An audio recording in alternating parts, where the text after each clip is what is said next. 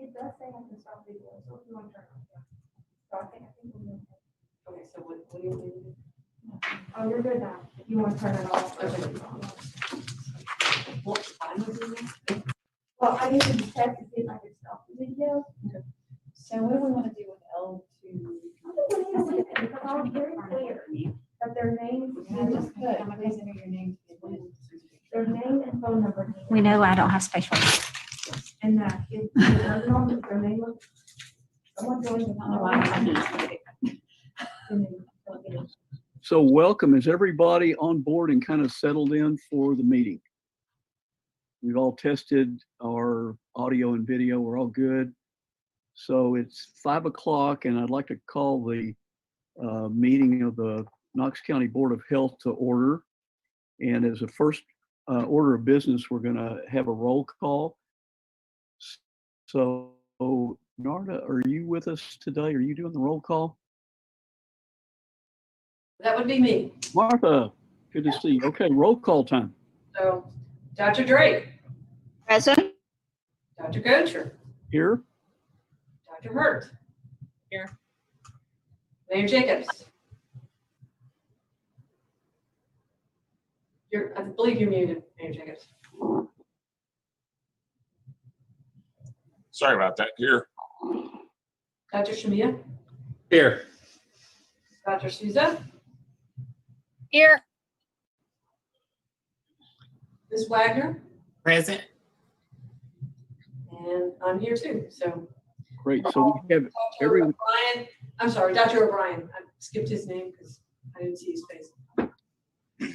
and Dr. Greg is also with us today as a guest speaker. Correct. Just And so we do have a quorum because we've got everyone save one here. So having established that quorum, the next order of business is the public forum.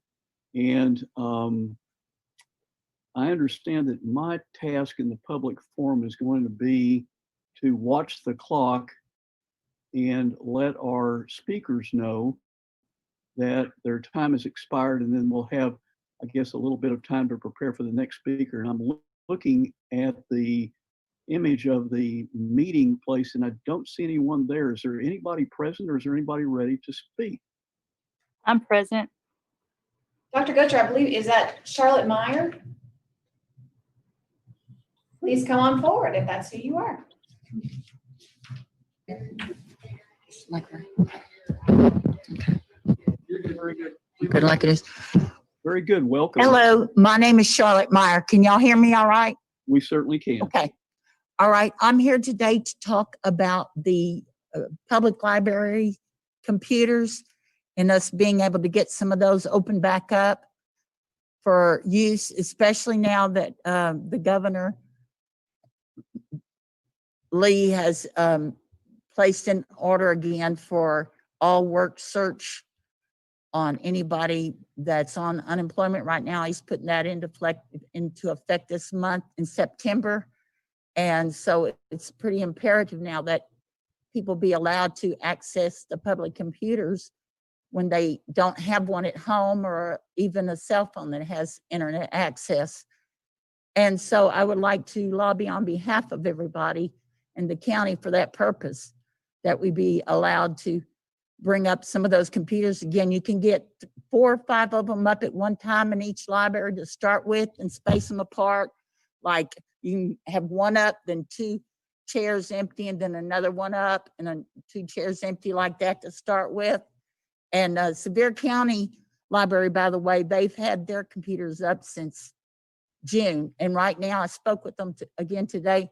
They now have 9 computers up and using, and they've got them all spaced out. And what they do is they sanitize real often in between uses, you know, like wiping Lysol wipes on the keyboards, and they keep hand sanitizer nearby and ask everybody to use hand sanitizer on their hands before they sit down at the keyboards and type on the keyboards. And it's working real well there. And other states like Arizona and Nevada also have been using some of theirs as well in their libraries, because I vacationed in June and both Arizona and Nevada, they were using some of their computers. There are public computers in the library. So, and also I called the library in Nashville today to see what they were doing. And right now they're in the middle of working out the logistics so they can get their computers up next week. So I just would like to request that you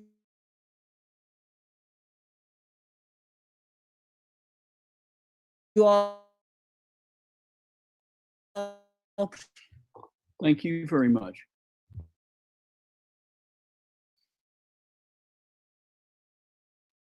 All right, up next, we have Mr. Bill Watts. I think he's also joining us from the City County Building. Thank you. Thank you, Mayor Glenn Jacobs, for giving the public a forum. I had hoped that the governor's orders would be lifted and that meetings would be held in public again by now. Last year, I attended quite a few meetings of the KUB board and would like to think that I had a part in getting the basic service fees discontinued for the next 3-year budget period, saving the Knoxville citizens $8 million collectively for the next 3 years. So I do believe in participating and having the opportunity to participate in policy making meetings in our community. I was born next Tuesday, September 7th, will be my 60th birthday. I happen to have been born at the Baptist Hospital just on the other side of the river. As fate would have it, my father died at the Baptist Hospital in the year 2000 when I was 40 years old, and he had been suffering from cancer, and he contracted a pneumococcal virus, and which turned into meningitis and took his life quickly. What I'm trying to understand as a member of the community is how this virus is different from what viruses have always been in the past that unfortunately target the most vulnerable members of our society. And then with the variables of how what type of test is used to determine whether it's a COVID virus and whether or not it is the main factor or a underlying factor. Those are concerns that I have. I would request that the Knox County Health Department provide information to the public in that regard,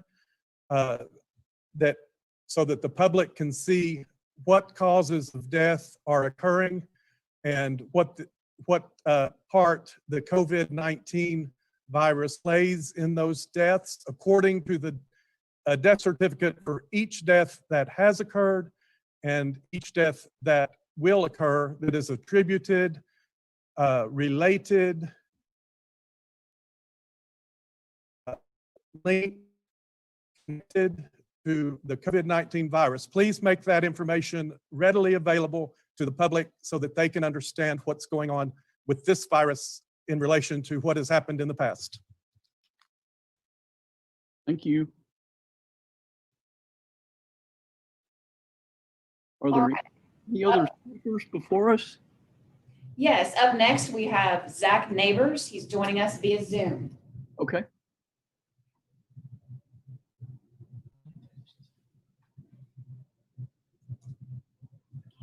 Good evening. My name is Zachary Neighbors. I would like to say thank you to the board and both mayors for giving me the opportunity to speak tonight. The two things I would like to see us push forward or move forward with would be legislation helping us to revoke the mask mandate in public spaces, small businesses, publicly owned businesses, and also the private schools and public schools. We have been going through this for 6 months now. We had 7 weeks of a full lockdown countywide. There are 59 total deaths to date, 7,000 roughly active cases, or 7,000 roughly total cases. 5,000 of those have recovered, 2,500 are active. Throughout this 6 months, we've had 269 hospitalized and 48 currently hospitalized.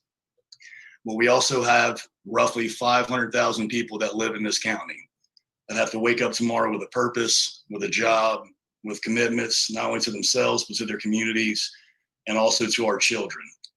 I do not have a child myself, but it pains me to think of a child sitting there 8 hours a day wearing a mask, and the only opportunity they can take it off is to drink water and for a lunch break. Through this time, I believe the people of Knox County, the businesses, and also the schools have adapted to this ever-changing environment.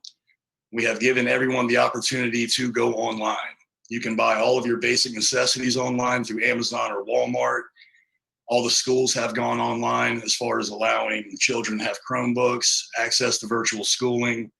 So all I ask is, now that we have those options for people who feel they are more protected in their homes, why can we not allow the people in the public spaces to take the individual responsibility at the employer level, the employee level, and also the patron level to choose whether they do or do not want to wear a mask?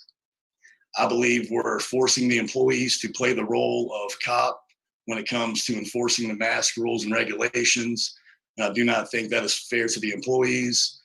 And it does not make sense to me when you walk into a restaurant wearing a mask to then walk to a table to take that mask off, and then violating all the recommended World Health Organization and CDC guidelines of properly putting a mask on and off your face. I think the people of Knox County have banded together. I think regardless of what side our political views are, I think we need to replace any hate and content in our hearts with love and choose to have conversations as opposed to having arguments. And I would just like to see the board, the mayors, move forward with a positive message and a positive, just legislation to help revoke some of these mask mandates. Thank y'all, and y'all have a great night.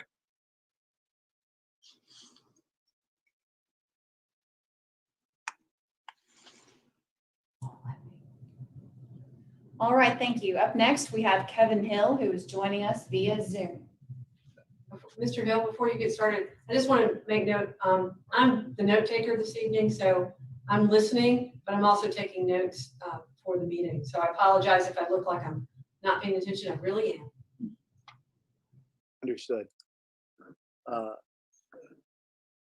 Kerry Mullis is the inventor of the PCR technique, and in an article about HIV, because he passed last August and is unable to speak about COVID, he states, "These tests cannot detect free infectious viruses at all.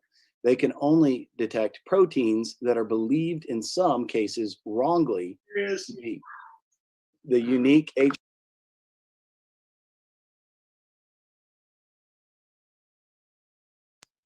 Excuse me. I was just informed that I was muted by the host. Hello? Sorry, it was an accident. Okay, can we restart my time so that I have my full time since I'd interrupted it? Can we do that? Can we go ahead and handle that and restart the timer, please? Thank you very much. There you go. Thank you. Kerry Mullis, the inventor of the PCR technique, has stated in an article regarding HIV, "These tests cannot detect free infectious viruses at all. They can only detect proteins that are believed in some cases wrongly to be unique to HIV. These tests can detect genetic sequences of viruses, but not viruses themselves. We do not have the benefit of Mullis speaking to the use of PCR as a diagnostic tool for COVID, but we do have the benefit of his generalized statements about viruses and the opinions of his colleagues that have worked with him. Reuters fact check discredits the claim that Mullis said his tool cannot be used as a diagnostic test. That is because the quote used by some is wrongly attributed to Mullis. However, Reuters ignores the quotes Mullis and his colleagues have made challenging the use of PCR as a diagnostic tool. David Crow, an associate of Mullis in the AIDS HIV fight, has stated, "Kerry did not invent a test. He invented a very powerful manufacturing technique that is being used. What applications for PCR? Not medical diagnostics. He knew that and always said that. When asked his opinion of the PCR as a COVID test, Crow stated, it is as good as the Scientology test that detects your personality and then tells you to give a lot of money to Scientology.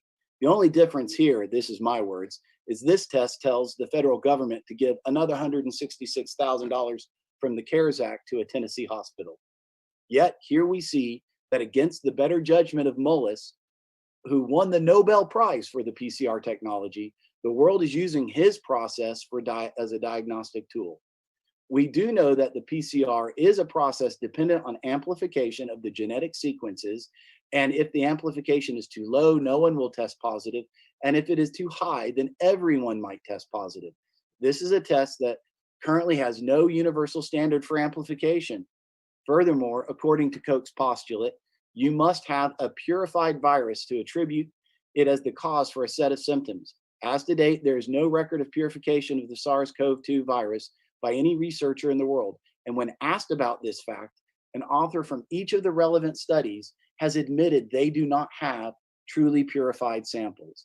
Therefore, the use of a questionable method is all the more questionable because it has no gold standard to be measured against.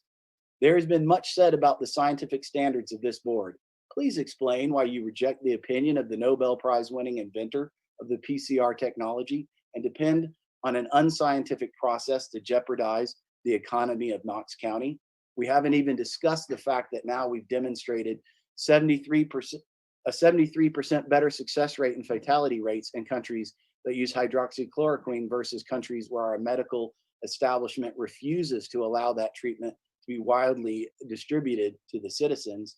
That's another question worth explaining, why we have no local, independent, free of the politicized entities studied by doctors on the relevant data there. Thank you for your time.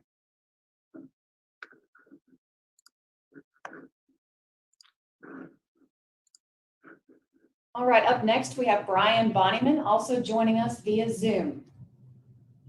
Hello, my name is Brian Bonnyman. I'm a Knox County native and a family doctor. Since March, I have supervised a local coronavirus tent testing program. My staff and I have tested thousands of people in both broiling heat and numbing cold. We've talked on the phone with hundreds of people who have tested positive, up to 30 in one day. This is a logbook of their names and dates. This is the second logbook I've had since the testing started. If you could see what I see and hear what I hear, you would not only support a mask mandate, but be grateful for it. We listen to tragic stories every day. A few months ago, I called a young wife in her 20s to inform her of her positive result. She was actually at the hospital with her COVID positive husband. She was distraught and had to hang up suddenly because the staff was putting him on a breathing machine. Another positive patient unknowingly spread the virus to multiple members of his family, resulting in the death of an elderly relative. I recently had to call a school teacher in her 70s with positive results. She had gone back to her second grade classroom this fall to be there for the kids, and she now faces a very uncertain future. I know of church pastors who accidentally spread the virus, in one case infecting over half the congregation. In one nerve-wracking week at my practice, 3 young coworkers were diagnosed. We braced for the worst, anxiously expecting a major outbreak. I then saw the wondrous effect of mask compliance. The viral spread in the workplace ended when we absolutely required all staff to properly wear a mask at all times, even to the point of eating their lunches separately. I encourage everyone in our community to wear a mask the right way. Not only does proper mask wearing protect loved ones, teachers, our greatest generation, and yes, our healthcare workers, but wearing masks also gives us more freedom so we can get out and do more things. As I near the end of my speaking time as a family doctor, I can't help but encourage folks to prepare for flu season by getting a flu shot to lessen the impact flu and coronavirus together will have on our overtaxed medical system this fall and winter. I also invite medical colleagues and coronavirus patients alike to share their stories in public settings like this so people hear the truth about this illness in our community. I will end with one question for the board. Where online can the public access reliable data on local coronavirus test positivity rates. Thank you for listening, and thank you to the board for your service to our community. Thank you.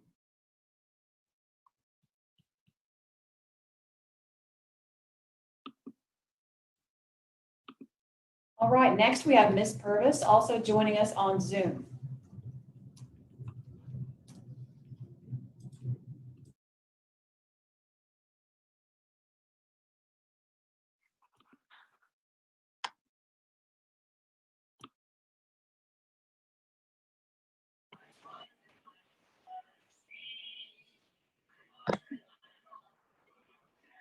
Hello, my name is Aya Purvis. I'm a homeschooling mom, and me and my son, we've been at home for 6 months, and finally, right now, Dean Hill Recreational Center is starting physical education classes, and we're very happy to join, but they require masks for kids, and he is almost 6 years old, and I don't want him to suffocate or have a lung collapse while exercising. I do not understand why people who are exercising needs to have a mask, and he's very, very young. So I would like to reconsider masks wearing while doing physical education, and for kids especially. Thank you.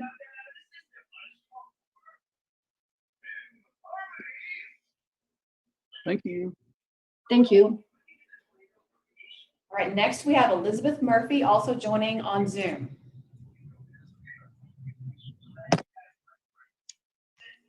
Hey group.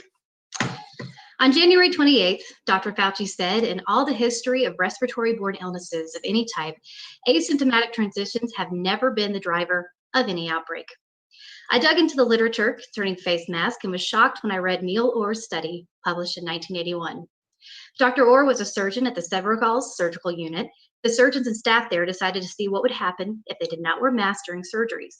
They wore no masks for 6 months and compared the rate of surgical wound infections from March through August of 1980 with the rate of wound infections from March through August of the previous 4 years. They discovered, to their amazement, that when no one wore masks during surgeries, the rate of wound infections was less than half of what it was when everyone wore a mask.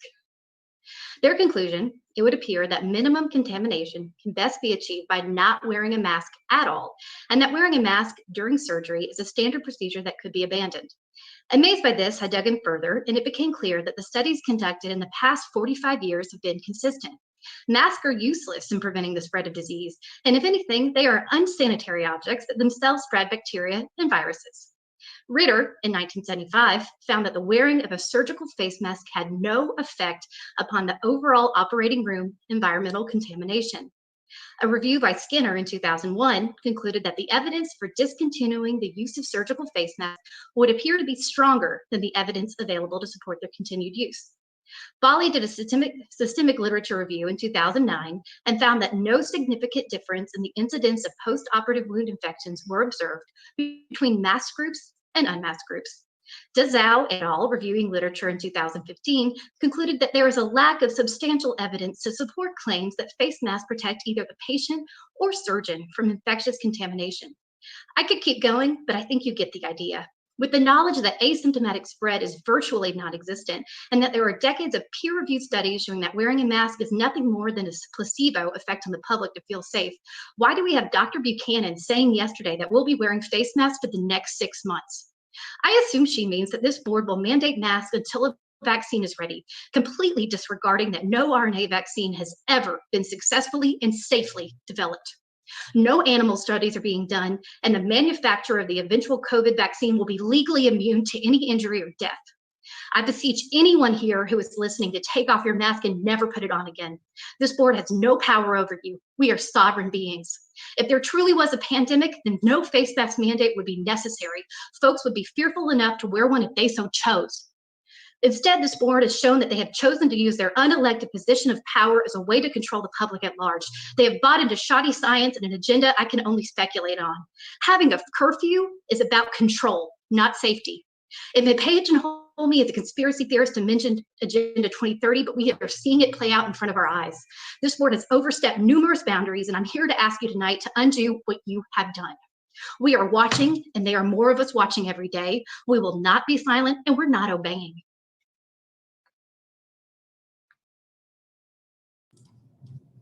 Next is Chrissy Stevens, also joining via Zoom.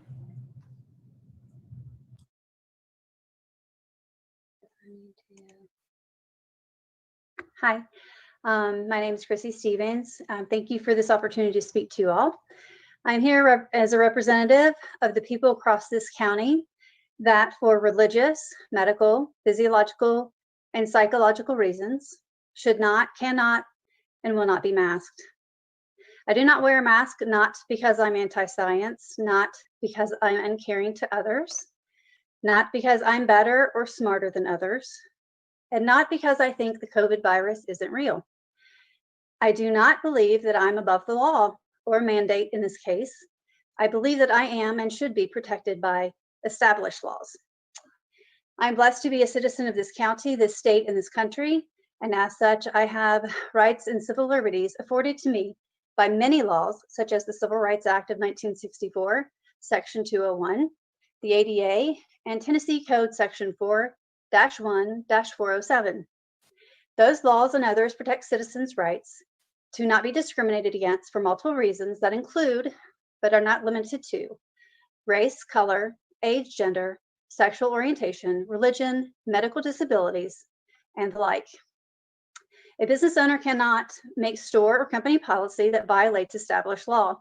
For example, if a business owner decided to deny entry or service to people with red hair and posted signs on the door that read no redheads allowed, that doesn't make that policy legal. Privately owned and corporately owned business establishments that are open to the public must, by law, make public accommodations. Even establishments located on private property must adhere to this rule of law. A state of emergency or a local or national pandemic cannot suspend established law. You have encouraged and emboldened business owners in this community to deny civil liberties to those who do not mask. Even worse, the public is sometimes met with an employee asking you to take temperatures and ask medical questions regarding exposure to COVID. This is illegal, as a clerk or manager is not a licensed medical professional. It is illegal to give medical advice or practice medicine without a license. It is, however, legal for me not to agree to any unwanted medical procedures or answer any medical questions from anyone, especially someone that is not my doctor. Dr. Buchanan, stated in the August 19th board meeting that Corona is not going away and that we are all going to be practicing the 5 core actions for many, many, many months. What exactly is the board's plan to lift or rescind Regulation 2020-1? What exactly is your end goal? According to your website and data updated as of 8/25, of the 5 benchmarks listed as criteria for reopening, 4 are green lights. I ask that the board lay out a clear plan to Knox County citizens as to when and how the mask mandate will end. It is time to get Knoxville back to normal and let citizens rebuild and recover. With the passage of Regulation 2020-1, you have created an environment of fear and discrimination in this community. You have crippled and destroyed businesses and eliminated jobs and livelihoods, the likes to which I have never seen before. I urge the board members to rescind Regulation 2020-1. If that's not done, to denounce denying services to those that cannot, should not, and will not be masked. Thank you for your time. Thank you. Next, we have Mark Whitmire joining us on the phone.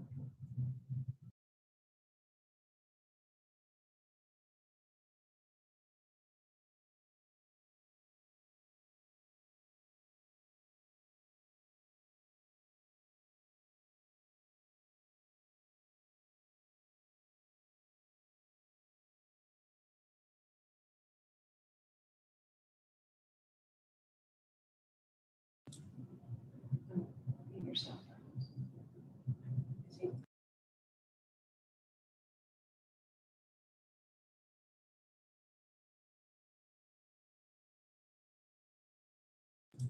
Mr. Whitmire, if you can hear us, if you unmute your phone so that you may speak.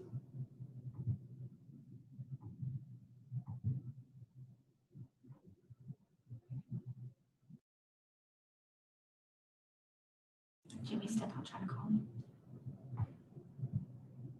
Okay, well, we will move on, and just in case we can get that one back on the call here in a little bit. Next is Michael Murphy, also joining us on the phone.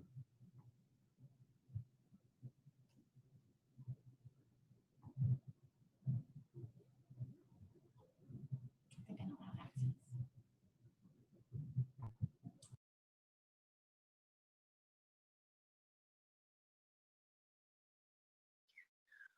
This is Maria. It looks like they're muted. So they may be trying to talk. Yeah, exactly. They are muted, so we're trying to ask them to unmute. So again, Mr. Murphy, if you can hear me, please unmute your phone so that you may speak.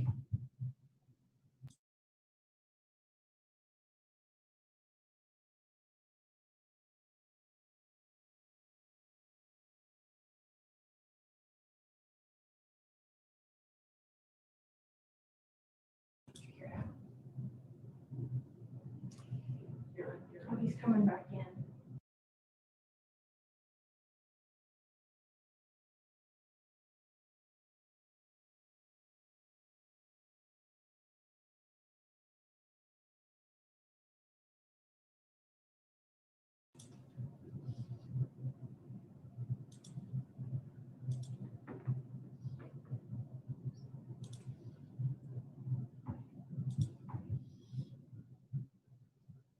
Mr. Whitmire, it appears you came back in.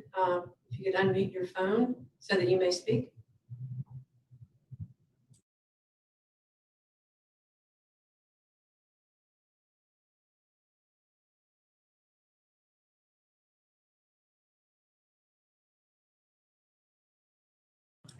Okay, so Catherine, I think. All right, what we can do now, since we can't get them on the phone, we can try to reach out to them separately and see if we can't get them back on. And in the meantime, if the board wants to move forward, perhaps if we're able to make that work, we can interject and bring them back on. If that, Mr. Sanders, if that causes any problems, please let us know. No, it's your meeting. You can bring them in when you want to. If you want to be technical about it, I guess you're going to amend your agenda, but you also already have, I believe, a point at the end of your agenda for public forum, so you can just move them to the end of the agenda. Can y'all hear me now? Yes. Yes. Yes. Sorry, I don't know what's going on. I hit *6 and nothing. Sorry about that. Okay, may I proceed? You may. Can you please tell us who you are for sure? Oh, Michael Murphy. Oh, okay. Thank you. Okay. Just thank you for allowing me to talk tonight, and good evening to everybody. You know, in the beginning of this pandemic, or whatever you want to call it, we were told by the CDC that masks would do more harm than good. And then even the U.S. Surgeon General stated that the data doesn't back up using the mask. And when I bought a box of masks, it even says on the side of the box, will not prevent coronavirus. And I'm just,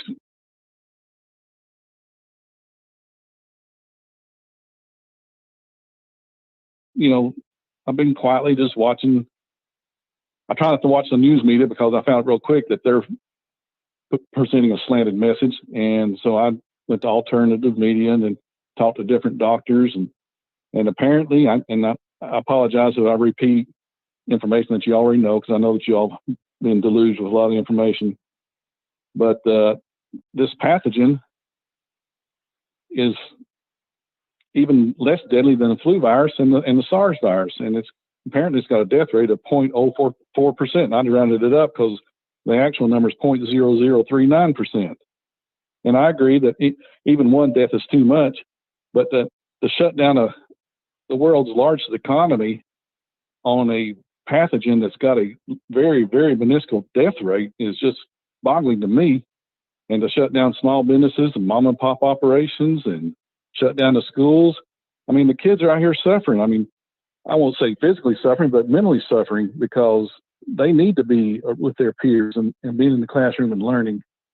And for the Board of Health to kind of ignore what the CDC is saying now, that even the CDC is admitting that hospitals have inflated the number of patients to, I guess, for monetary gains. What the CDC is saying now, that hospitals have been inflating the COVID rate because of a monetary gain. Medicare will pay $13,000 to a patient that has to go on a ventilator, things like that. And even I think this even came from the CDC director, Robert Redfield. And again, what's the end game here? We all know that Governor Cuomo in New York put patients with the COVID virus in the nursing homes. And for what reason? The U.S. Navy had a hospital ship right there in the harbor for COVID positive patients to go to, but he didn't. But Governor Cuomo didn't even send them to the hospital ship. So it just seems to me like there's an agenda going on to promote fear in this nation, and especially here in Knox County, for no good reason. Last fall, we shut down the schools for a couple of weeks because of the flu virus going around. Nobody asked for masks then, so what's the difference? That's just things I've been thinking about, in the last couple of months, and I just believe that the question you should ask the Board of Health is, why aren't we following the model being used by Sweden, where there is no mandate or shutdown, and the death rate is a lot lower than they expected? I think we should take Sweden's example here in Knox County. Even here in America, I think we ought to follow it. But at the very least, open the schools back up.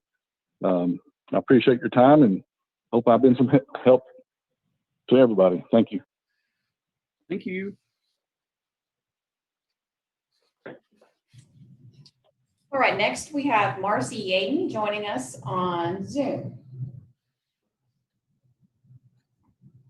Can you hear me? Yes, we can. All right. I appreciate you all allowing me here. I want to talk about the integrity of this health board and your agenda, though. In October 31st, 2013, my raw milk dairy was raided with 7 cars and shut down for investigation.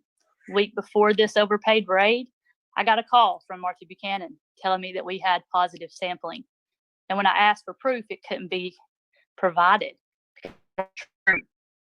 We had bullying tactics used on us, and they investigated us for 2 weeks. And then on November 21st, if you look up the headlines, it was announced that we had a full-blown E. coli outbreak at our farm. We were then ran on national emergency broadcast system for 2 weeks straight, multiple times a day. A year later, when the numbers came out from the CDC, it showed that cases were actually down 50% that year. So I questioned it again. In return, I got a letter on 10/28 that says they have no idea why we were in the media, and we were never confirmed the source of these outbreaks. I have that letter here currently also. And they don't know how we got in the media.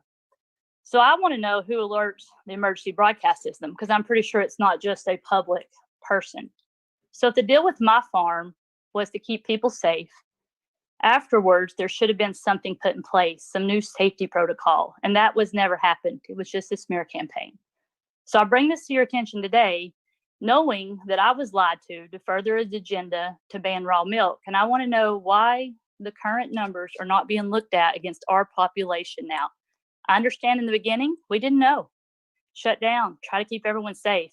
But now we have good numbers. And you've heard all the percentages over. They're super low. I know you just want to keep us safe, but raw milk didn't kill me. We're still here, still drinking it. We're capable of keeping ourselves safe. So I also want to know some of these mandates, though, beyond the mask.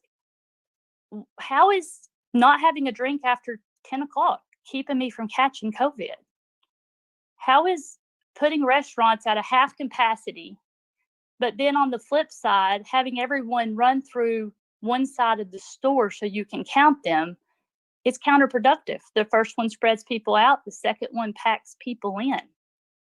How does needing to know if I have an autoimmune system at the dentist? Right now, if I tell them I have an autoimmune system, they won't clean my teeth because I'm at a greater risk to catch COVID. What happened to informed consent, where I was told my risks and then I'm allowed to choose if I want to live with those risks? That's kind of what America was about, I thought, that we actually had a choice in how we run and how we operate. And if I think I'm at risk, I can stay home. I can put a mask on. I can do whatever you all think keeps me safe. But if I don't think I'm at risk, I shouldn't be required to do that. There's a whole list. If you look at your safety guidelines, that they counteract each other. And it's putting so many people out of business. It's unnecessarily scaring people. I've been talking to business owners everywhere. It's a bad atmosphere. They're being forced to put up signs, and they're being forced to enact policies that they don't believe in to stay in business. And it's wrong. We don't need to live in an atmosphere of divide and conquer and oppression and bullying. If this stopped, the people that were worried about it would wear their mask, and the restaurants that we're worried about will serve people with masks, and the ones that don't will not. I don't understand why everybody has to be all on one page when we see that the new numbers are not deadly. Shaden, thank you. Thank you.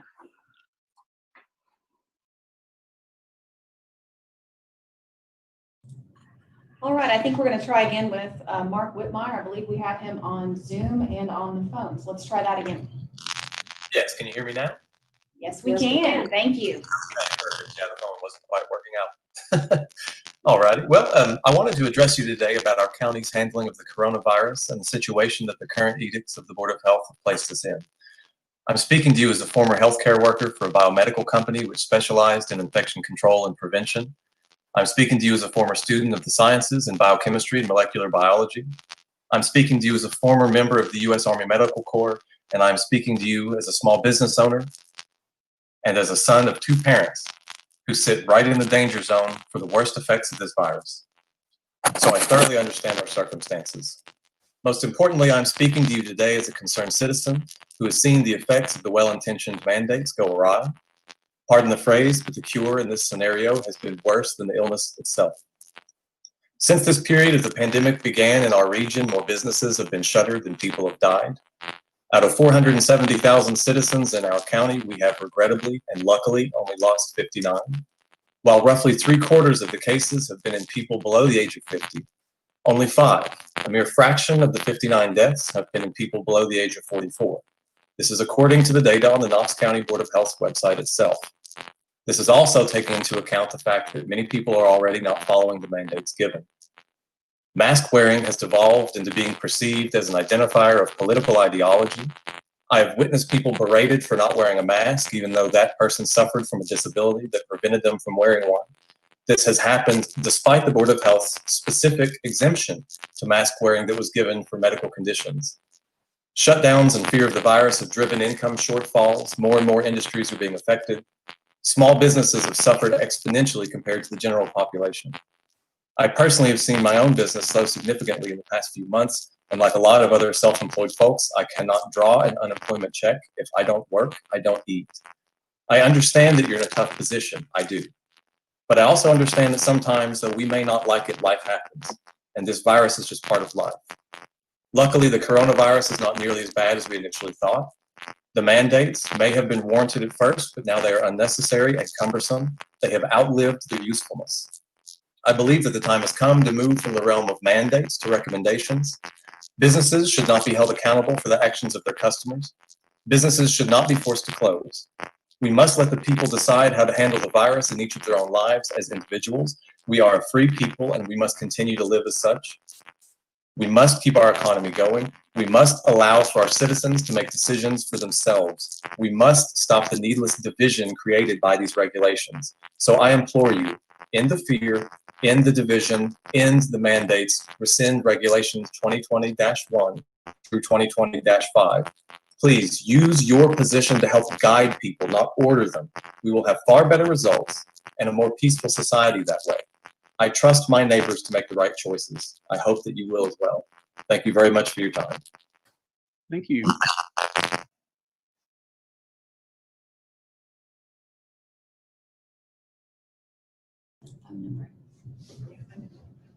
So that, Dr. Butcher, that ends our public forum, the folks who signed up. So you Okay. may proceed with the agenda. Thanks to everyone who participated in that. We appreciate your input. And so with the completion of the public forum, the next item on our agenda is approval of the minutes from the August 26, 2020 meeting. Those should have been distributed electronically to everyone. And so at the outset, I want to see if there are any additions, corrections, deletions that need to be made on those minutes. And if not, I'll entertain a motion to accept the minutes as distributed with a second. I make a motion, we accept the minutes from the last meeting. Second. So we have a motion and a second for acceptance, and let's have a roll call vote. And Dr. Buchanan, if you'll lead our roll call, please. Sure. Dr. Drake? Yes. Dr. Gocher? Approved. Dr. Hurt? Yes. Mayor Jacobs? Yes. Dr. O'Brien, who joined us? Yes. Dr. Shamiya? Yes. Dr. Sutta? Yes. Ms. Wagner? Yes. Okay. Minutes passed unanimously. Minutes have been approved. Thank you. The next item on the agenda is to set the agenda. And you have the agenda again before you. It was sent electronically. Are there any items that need to be changed, added, deleted from our proposed agenda for this evening?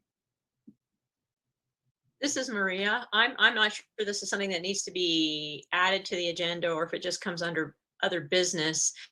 But I would like for us as a group to follow up on, because I don't think we came to an actual decision about adopting or adapting Knox County Commission's rules as ours, since we don't, we haven't had any. And they've been our de facto rules. So I don't know if that needs to be added to the agenda or if that's something we can discuss in other business, but I still lack clarity on what the game plan is in terms of, and I apologize if this has already been discussed with you, Mr. Sanders, and somehow I missed out on that conversation, but I just like some clarity, adapting, adopting, amending, tweaking, where we are in that process. I guess that's what I'd like to discuss. Dr. Hurt, I talked to Mr.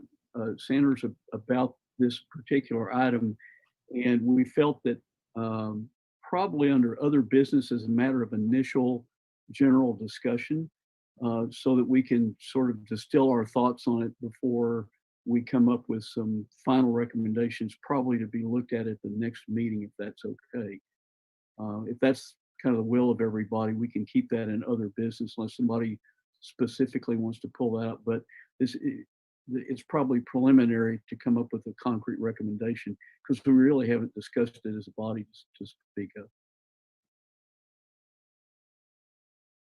Okay. Okay.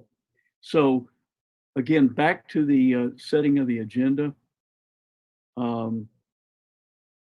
We motion and a second. I don't think we did. So I guess, did we get a motion and a second for that? We did not. Okay, let's entertain a motion in a second to approve the agenda as written. Motion to approve the agenda as written. In a second. Any further discussion on the agenda? Motion to approve.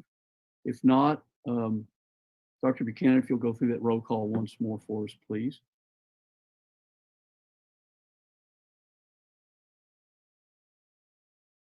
Dr. B, you're muted. Thank you, Mayor. Dr. Shamiya, you made the motion. Who seconded it? I'm sorry. I did not. Is that you, Dr. Drake? I did.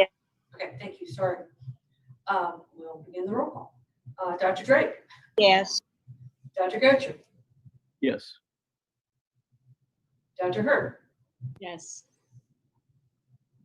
Mayor Jacobs? Yes. Dr. O'Brien? Yes. And Dr. Shamiya? Yes. Dr. Souza, Yes. and Ms. Wagner. Yes. Okay, so the agenda is set. Agenda is set. Thanks, everyone. Next item on the agenda is number 7, which is the Knox County Health Department benchmark presentation by Dr. Buchanan. So, Dr. Buchanan, if you will give us that information, please.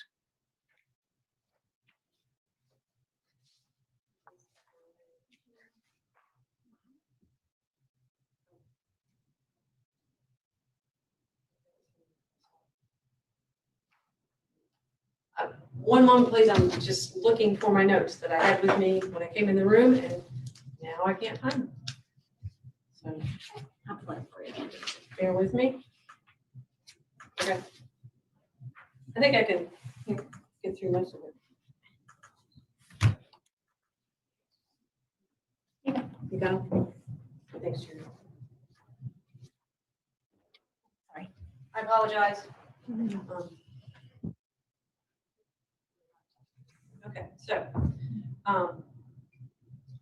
so first, as usual, I'll kind of update you on the local situation. We have 104 new confirmed cases today, giving us 6,746 confirmed cases of COVID since March. Additionally, we have 241 probable cases. 4,611 of our cases have recovered, giving us 2,317 active cases. 269 individuals have been hospitalized at some point in their illness. Currently, 48 Knox County residents are hospitalized. And unfortunately, we did have another death to report, bringing our total to 59. I do want to point out that, as you can see, the 11 to 20 year-olds make up about 17 of the total cases since March.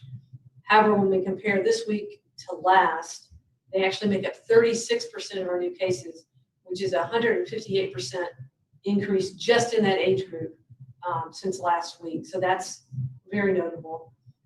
We did anticipate this as schools and universities were reopening, but it's important that we and the board continue to encourage families, students, and everyone to follow the 5 core actions whenever they are wherever they are, not just in the classroom. So we'll move on to the benchmarks. First benchmark, sustained reduction or stability in new cases for 14 days. We've seen both red and yellow flags in the last 14 days, but they were not on 3 consecutive days per the benchmark definition. Because of this, we are representing this benchmark as green. However, we call this a cautious green because of the number of flags. While not consecutive, we believe they are an indication of a beginning trend upward for Knox County. Second benchmark, community-wide sustained and increased diagnostic testing with consistent or decreased test result reporting turnaround time. Over the 14-day period, we saw some red flags for the number of tests conducted, but they were not on 3 consecutive days. Lab turnaround time continues to decrease to less than a 2-day average. This benchmark is represented as green, but just like the first benchmark, I would call this cautious green due to the testing flags. Our third benchmark, sustained or increased public health capability. This benchmark we aim to initiate investigations for new cases within 24 hours and close contacts within 48 hours. We continue to be able to initiate investigations in this time frame. Because of this, our benchmark continues to be represented as green. With our existing EPI support team in place, we're able to handle our current caseload. We will, of course, continue to evaluate this and make any appropriate changes as the situation evolves. We've actually decreased our staffing based on last week's numbers, but we certainly can increase that if we need to. Our fourth benchmark, healthcare system capabilities remain within current and forecasted surge capacity. We saw no flags regarding ventilators, ICU beds, or hospitalizations. That said, hospitalizations are slowly trending up. After speaking with our hospital partners, they stated this benchmark should be represented as yellow. So that it is represented as yellow. Our fifth benchmark, sustained or decreased COVID-related death rate for identified positive or probable cases. Over the past 2 weeks, we have seen 4 deaths, which is down from the 6 we reported during our last update. We are pleased to say this benchmark is represented as green. While we are pleased with how the data is looking this week, we expect the first two benchmarks may change next week. We will continue to closely monitor the data as always. And I'm going to give Catherine a little time to pull something else up. I want to look at some trends related to our past over the summer season. So, we're looking at this as local data from a few of our recent holidays, which we believe is timely ahead of the Labor Day weekend. So this is Memorial Day, and you'll see that 2-week incubation period, we saw increases in cases. And what you need to make note of is the new cases per day.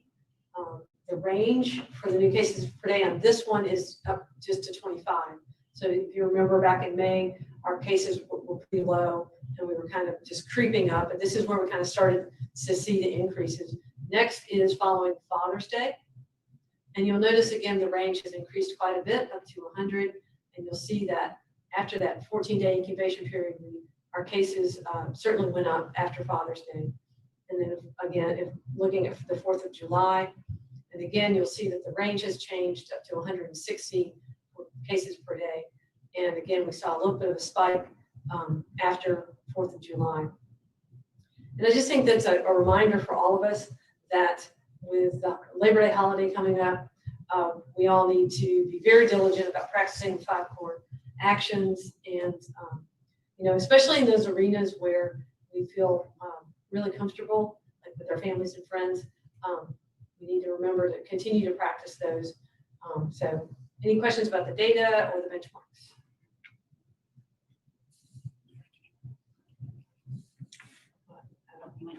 Dr. Buchanan, you had mentioned that you expected to see some of those benchmarks possibly change within the next week or two, and specifically number 2, testing. Is it that we will have less testing, longer turnaround times? What is your prediction on benchmark 2? So on benchmark 2, I think we've seen a decrease in testing over the recent past. But I expect, like in the past, as our cases have gone up, testing has gone up. So I expect demand for testing to continue to go up. And then that will potentially increase the need for testing. But sorry, let me flip that backwards. With testing, it's actually, we're worried about testing rates going down and not finding cases. So we've seen that trending down a little bit over the last few weeks, and we're concerned it will continue to trend down. And then we'll have people who have COVID, who don't know they have COVID, and putting others at risk. So sorry, I had to think about that a moment. How about our turnaround time on testing in the county? Is it Turnaround time is great right now. With testing volume going down, turnaround time is improved. If testing volume goes up, turnaround time does tend to go down or up also, because it takes longer to get the test back. But those are just some concerns we have. Anecdotally, we're hearing that people are not getting tested because they don't want to be put in quarantine. They don't want or being put in isolation. They don't want their family to be put in quarantine. So that's certainly a concern we have. Have people unknowingly putting others at risk because they don't know they have COVID.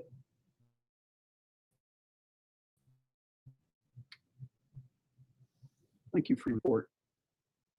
Any other questions from the board on Dr. Buchanan's report or comments? If not, we can go to the next item in the agenda, which is the University of Tennessee Medical Center's Knoxville data by Dr. Shemaya. So James, if you will give us your report, please. Thank you.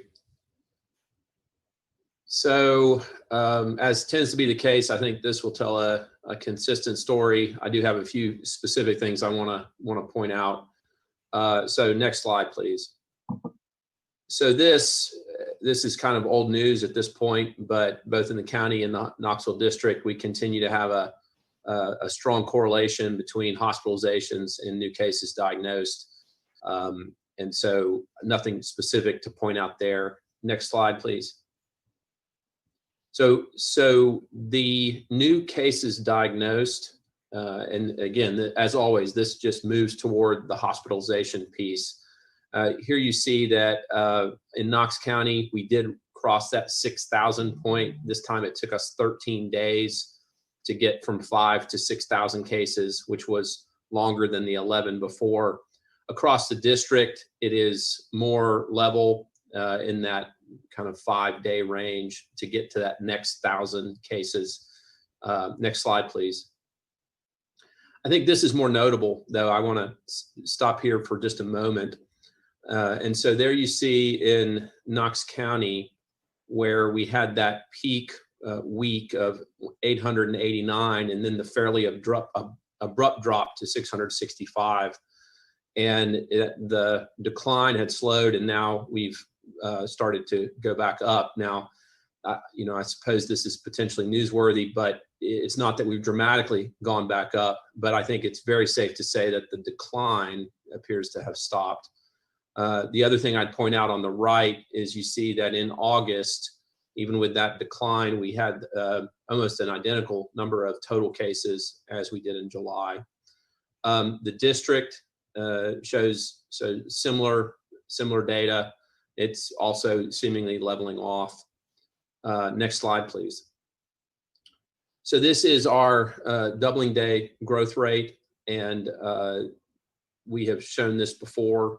Some of the nuances of this is that we have to really be careful about watching when the yellow line and the blue line start to cross again, because that would be an indication that the doubling day rate is going back up. I think this is something that we're going to be needing to watch closely in the coming weeks, and this can be one of our leading indicators of what's going on. Next slide, please.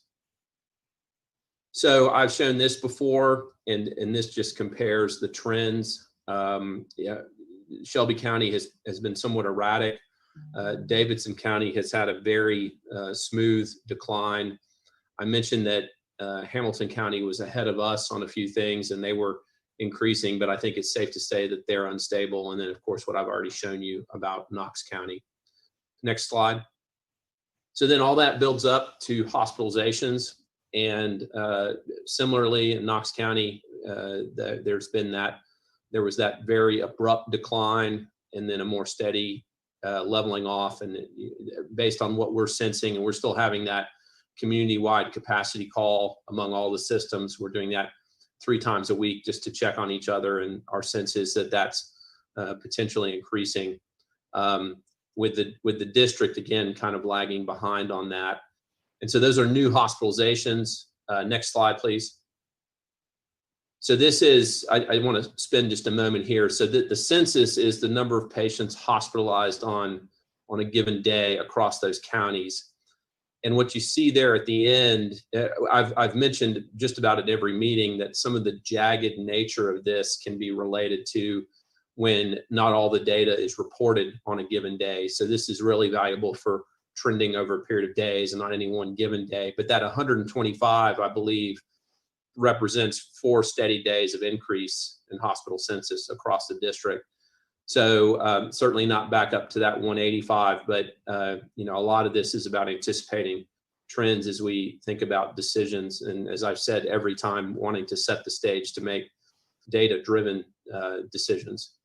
And so with that, next slide, please. So this is our projection based on, and you see that, I mean, I always make the caveat that this projection is not intended to be overly scientific. It just kind of takes the trend that we're on and projects it out. But if the steepness of where we were headed in the last 4 days were continue, we would certainly be higher than that. But this is the mathematical piece. And next slide, please. And you see that the blue line is what I showed you last week, and then the yellow line is what I've just shown you. And if you recall, when we were on the way up, I was showing numbers that were closer to 400 out at around at the middle of September. Next slide, please. So I don't show this every month, and I have to clarify, this is at UT Medical Center. So this is not Knox County specifically. These are patients that, for the counties that we serve, but the patients that we see or that we have seen, compatible with all the data that Dr. Buchanan mentioned, we certainly have seen a slowing down of mortalities in August compared to July. I do want to make a specific point as this comes up, I think has come up several times, is there is no comparable flu slide that I could show you. This is nothing, the volume of these mortalities is very distinctive related to this, and the one way as a pulmonologist and intensive care doctor that I can contrast this to the flu is that influenza deaths that we see are nothing comparable to this. Next slide, please. And then this, I also want to spend a moment on. I feel like part of our responsibility here is to educate. And I feel like that this is one where I want to spend just a moment and clarify what comorbidities, what they mean, and what they mean in patients who become more severely ill. So comorbidity is when someone has more than one medical condition. And the way we describe this and the way we use this word is generally we're referring to long-term or chronic conditions, more than one in the same person at the same time. And on that slide that I showed you before, in our experience, the way that COVID-19 typically leads to a death is through respiratory infection and inflammation. And people with comorbidities are less likely to be able to fight the virus long enough or with enough vigor to survive the illness. Now, COVID-19 can also lead to mortality by essentially starving the body of oxygen and causing the other organ systems like the heart to fail. Patients with comorbidities are less likely to tolerate this. If you could go to the last slide, please. Go backwards one slide. I'm sorry, could you go backward 2 slides? So when I show this, these people, of the people here who had comorbidities, the comorbidities made it more likely that they were going to succumb to COVID-19. But we feel, with very rare exception, these people were sick and were in the situation they were in because of COVID-19. And it was those other conditions that made it more likely that they were going to succumb to COVID-19. And I'd be happy to answer any questions about that, but I want to make that point clear, is that in virtually all of these situations, not every single one, but virtually all, our sense was these people would not have been in the hospital at the time that they were if they had not had COVID-19. If you could forward 2 slides, please. And then Dr. Buchanan, I wanted to also really ask about this, because I think there's also some ongoing confusion about this issue in terms of your recommendation about, I mean, this is Dr. Shamia's sense, based on dealing with this for all of this time, is that we want people, if they're having symptoms, to be tested. I still sense that to maintain contact investigation and to control a pandemic, we want those with close contact of an active confirmed case to be tested. I think the challenge there has been people get this sense that if they get a test, then they don't have to be quarantined, which has led to some confusion, but it doesn't mean that the test is not important, or if you're advised by a healthcare professional to get a test. And so I specifically bring that up because I wanted to get your sense of again, from an education perspective, where we are on this issue. And I believe, could you hit next slide, please? I believe you can go back one. I believe that is my, yeah. So, but that actually move one forward to the testing guidance. So Dr. Buchanan. Sure, thanks, Dr. Shamia. Yes, these are the primary folks that we would recommend testing. I say that, but then also say that we, the Knox County Health Department, are not turning anyone away who presents for testing. And we continue to have messages from the state leadership about everybody getting tested. So that sometimes can be confusing for people. But the people who really need and that we would recommend testing are the ones you've listed here. There does continue to be confusion about getting a test and being able to get out of quarantine.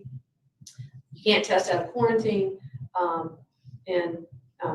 Also the timing, if you're a close contact of an active confirmed case, getting tested right away doesn't really inform you. You need to wait a few days after that contact, 5 to 7, where you're more likely, if you're going to be positive, to have a positive test. You still have to stay in quarantine. And one of the other challenges has been, honestly, educating healthcare providers about the utility of the tests and how to advise patients. So that's something we've been working diligently on here at the health department, so that all of our healthcare providers are giving people that they test for COVID the same message, that you need to quarantine until your results come back. Certainly, if you're ill, you need to isolate, but it's not been consistent across our community. Thank you very much for that. So I'll be happy to take any questions. Any questions or comment from the board on Dr. Shamia's report? I want to thank you, Dr. Shamia, for helping clarify what comorbidities are. There seems to be some confusion in the public about how deadly COVID really is in and of itself, and about the numbers in terms of cause of death purely and only to COVID versus other comorbidities that have, of course, exacerbated, made it much less likely that someone who's acquired the virus to survive it. I'm wondering if you can, or perhaps Dr. Buchanan can just address some of the confusion people have that COVID is less deadly than the flu. And of course, we know the flu comes around every year. There's short-term immunity. That's why, we have vaccines every year. And people do die from the flu. That is true.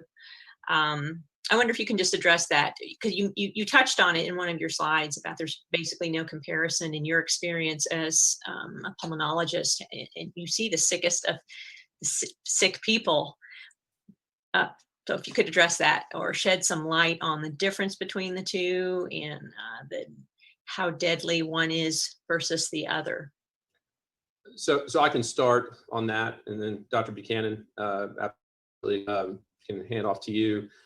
So I have our data, our hospital's data, as far as flu deaths, and these are confirmed flu cases. And in a not bad flu season, we may have single-digit actual deaths from influenza. And in 2018, for example, where it was a worse flu season in general, and the things that affect flu season is how effective the vaccine is, and then sometimes some years flu bug is just nastier than other years flu bug. And I believe in that year we had 16 deaths of confirmed flu. Now, sometimes there are presumptive flu cases. It's harder to track those, but still, those numbers are substantially lower than what I just showed. The experience that the physicians have in taking care of those patients in a bad flu season versus what we encountered in July, in late June and early July. I mentioned that we had a single Saturday with 4 COVID-19 deaths, which is not something that in my career I can say I've seen in a day with the flu. One other thing I want to make, one other point I'd like to make about just comorbidities is that, guys, this is true across the board. The more chronic medical conditions you have, the more likely anything is going to create a significant issue for you. That could be a heart attack, that could be a car accident.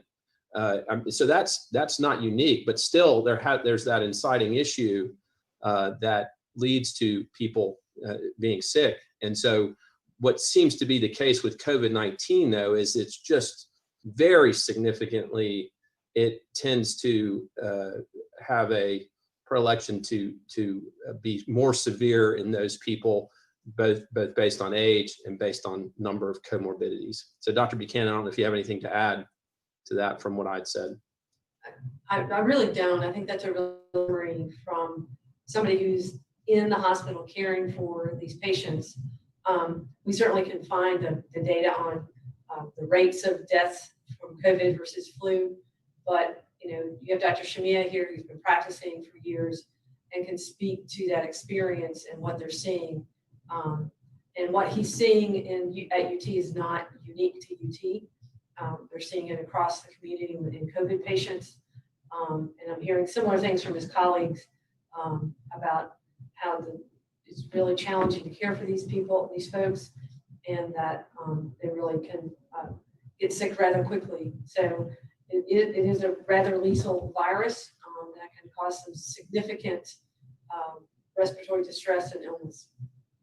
And just one more point I'd like to make is, unlike what I've generally seen in the flu, and I don't have the statistics behind this, but we have to remember that COVID-19 still in what our perception is in the care side, a very random way can cause quite severe disease, even death in a perfectly healthy individual.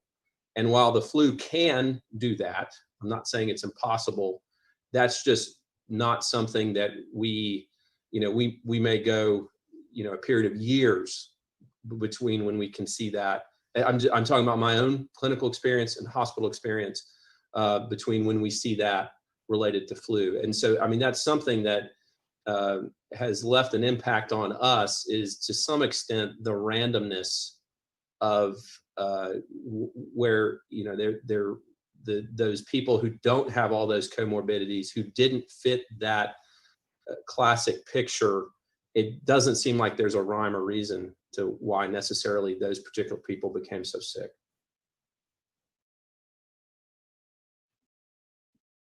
Thank you. Thanks for those comments. Any other comments or questions from board members?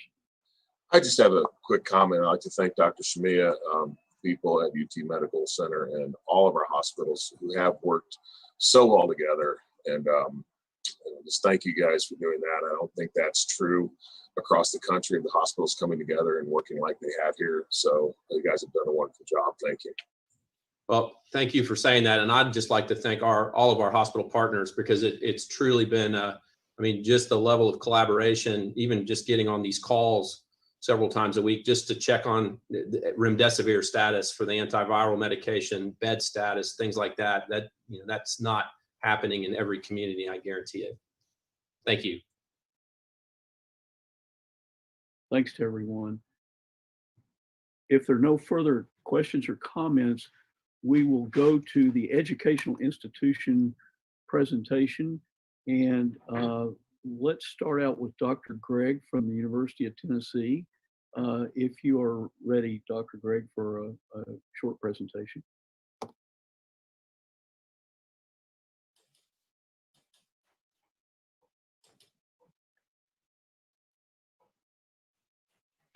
I think I need to. Dr. Gregg, I'm here also. Okay. I think Dr. Plowman was going to start, if it's okay.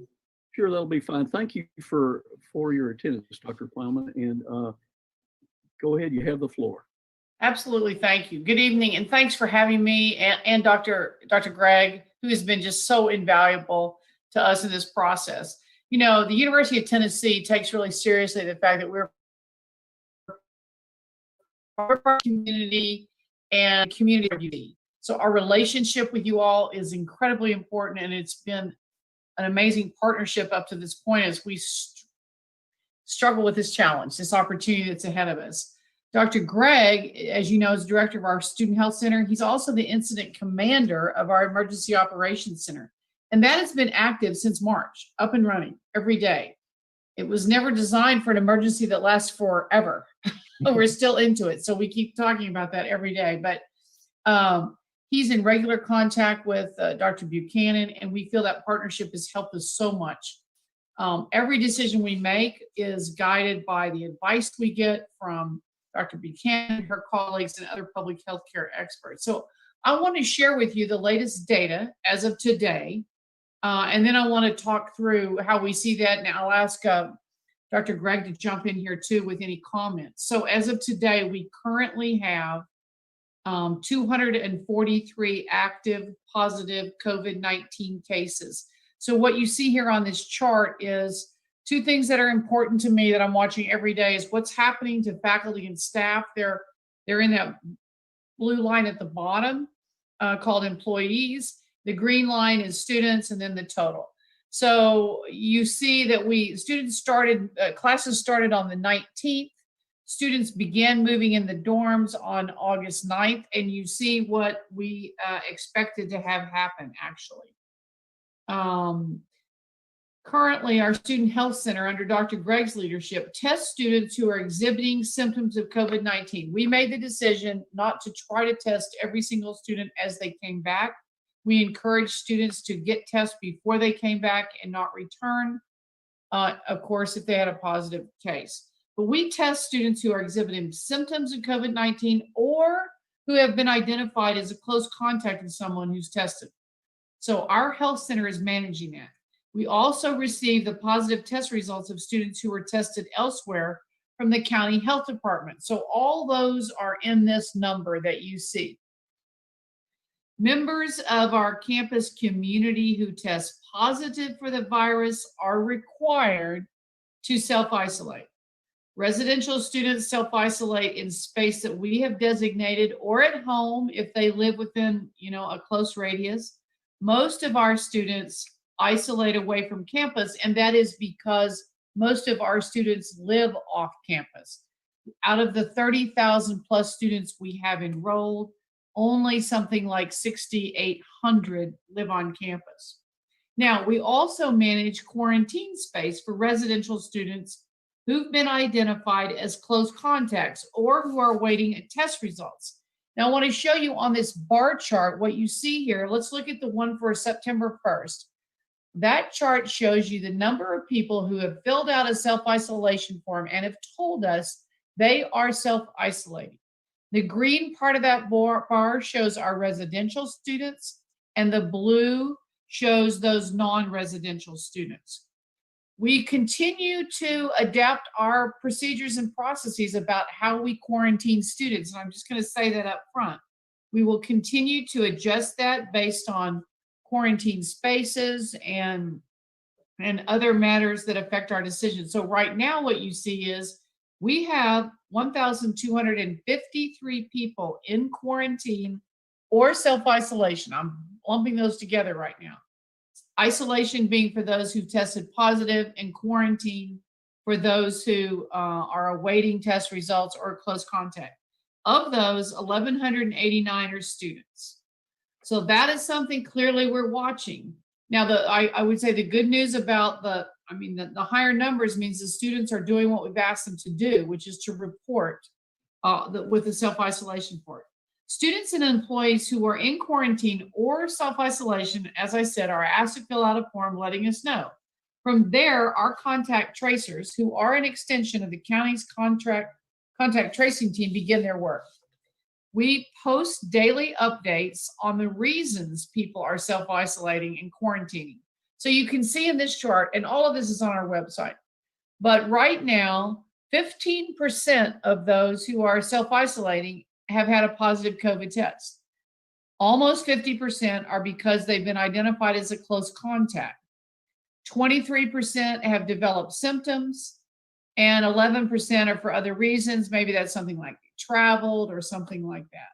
So what you can see is the close contact quarantining group has grown, and that is the number we're watching, and how we manage quarantine spaces will continue to adapt as we go.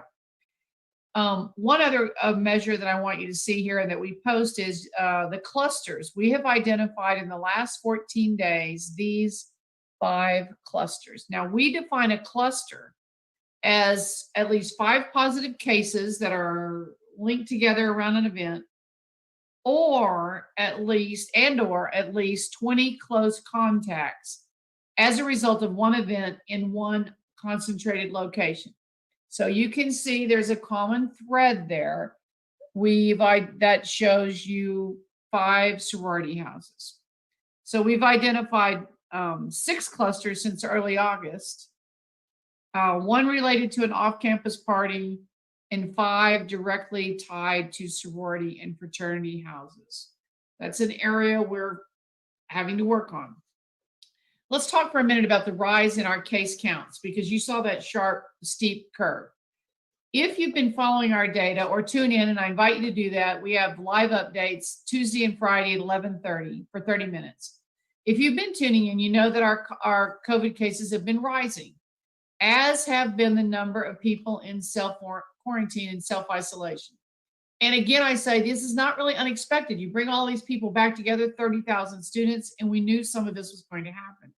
Now, as you know, it typically takes a couple of weeks for exposure to the virus to show up as a positive case. So even today, we're still seeing increases that were driven just by the start of the semester. We continue to monitor our campus data along with the key metrics reported by the county and the state health departments. I remain confident in the processes and the infrastructure we have in place to manage this. But I want to be clear that we will continue to adjust the processes, the procedures for how we handle quarantining, what the spaces are and how we handle it based on our volume and our capacity. Now, one other thing I want to share with you is that we're going to soon begin surveillance testing on the campus. We have converted existing labs of some of our faculty members who are going to be doing different types of surveillance testing, and Dr. Gregg can talk more about that. That will lead to additional testing, and we will identify individual cases. But the hope is it will help us prevent further spread of the virus and to help contain it. But again, remember, it's also going to lead to the identifying of more cases because we're going to be testing more. Let's talk just for a minute about those clusters. They're in our sororities, and right there what you saw was in the sororities. Over the summer, each fraternity and sorority house, which are operated under the auspices of their national chapters, submitted operational plans to the university. And as we've begun to implement those plans, now that we've had a few positive cases, we've had some bumps on the way, and it's represented in those clusters. We're continuing to work with the chapters to perfect, to improve how we handle quarantining. And once we get a positive test, the positive test moves out of the house. Now that we're into the semester, we do see some opportunities to improve how we're handling that. We've begun a full review and reassessment of the operational plans for each sorority and fraternity, and we're going to work with them in the coming days to make sure there are plans in place that address the right standards so that members can quarantine in the house if they choose to do that. So I'm going to stop right there and say I really appreciate you having me and Dr. Gregg. I would ask Dr. Gregg if there's anything you wanted to add to what I just said there to further clarify anything. Thank you, Dr. Plowman. I think that you've laid out here what we've been seeing since the start of classes, and like you've said, it wasn't that these increases were not what was expected. We certainly attempted to plan ahead as best that we could, but we are seeing that there's some areas that we can go back and tweak to improve further, and we'll continue to do that. And I'm sure as things go along, we'll probably find other areas that we can improve on as well. So we're happy to take any questions if anyone might have them. Any board members with any questions or comments for either Dr. Plowman or Dr. Gregg? So, Dr. Gocher, I have a couple. First of all, Dr. Plowman, thank you very much for that very informative presentation. And one of the things that I mentioned in our last meeting, and this question is really directed to both of you, was just that the types of regulations or limitations, if you will, that might be helpful to either a campus or the area around a campus may not be the same types of things as for the county at large, just because of inherently life is different and the amount that people are together is different.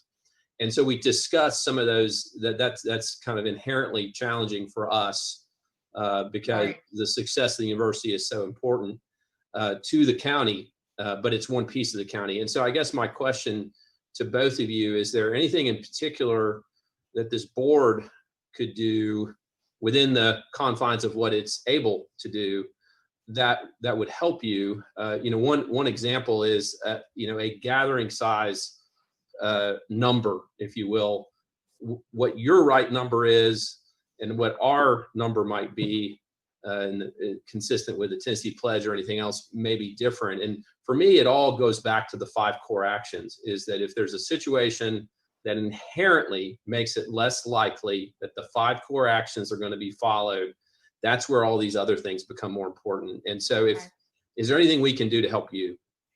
Oh, well, what I would say is, and I'll let Dr. Greg take a cut at that too, is that students want to be together. And we want them to be together. But we want them to be together in a way that's safe. And the biggest thing is, if you gather with, and they know the number is 50 on a weekend, it's just hard to wear your mask and get together with your friends. So I think that we're working really hard with them on wear the mask on campus. They're doing it. They're in the classrooms across the campus. If you drive through, you see it. We know that's not happening when they gather at the bars or when they gather with their parties. And what I've said to the students is, we want you to be together. You just need to be with your mask, especially if you can't be 6 feet apart. And so I think that anything that we can do to help encourage them to, the mask mandate helps, but the size of the group gatherings, I mean, they're kind of honed in on, if we have 50 of us and we've got our masks and none of it, it's just hard to socialize wearing masks. So I don't know exactly how to guide the board. I mean, if it would help all of us if we were, our problems occur off campus, not on campus. On campus, we got pretty good control of that, and students have the masks on.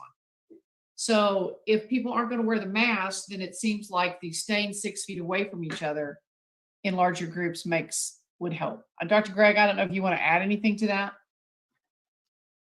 Yes, what we're finding is that students that by and large, when they're getting in these groups, they're kind of focusing more on the number. And so their take is, well, we've got less than 50 people here, and so we should be okay.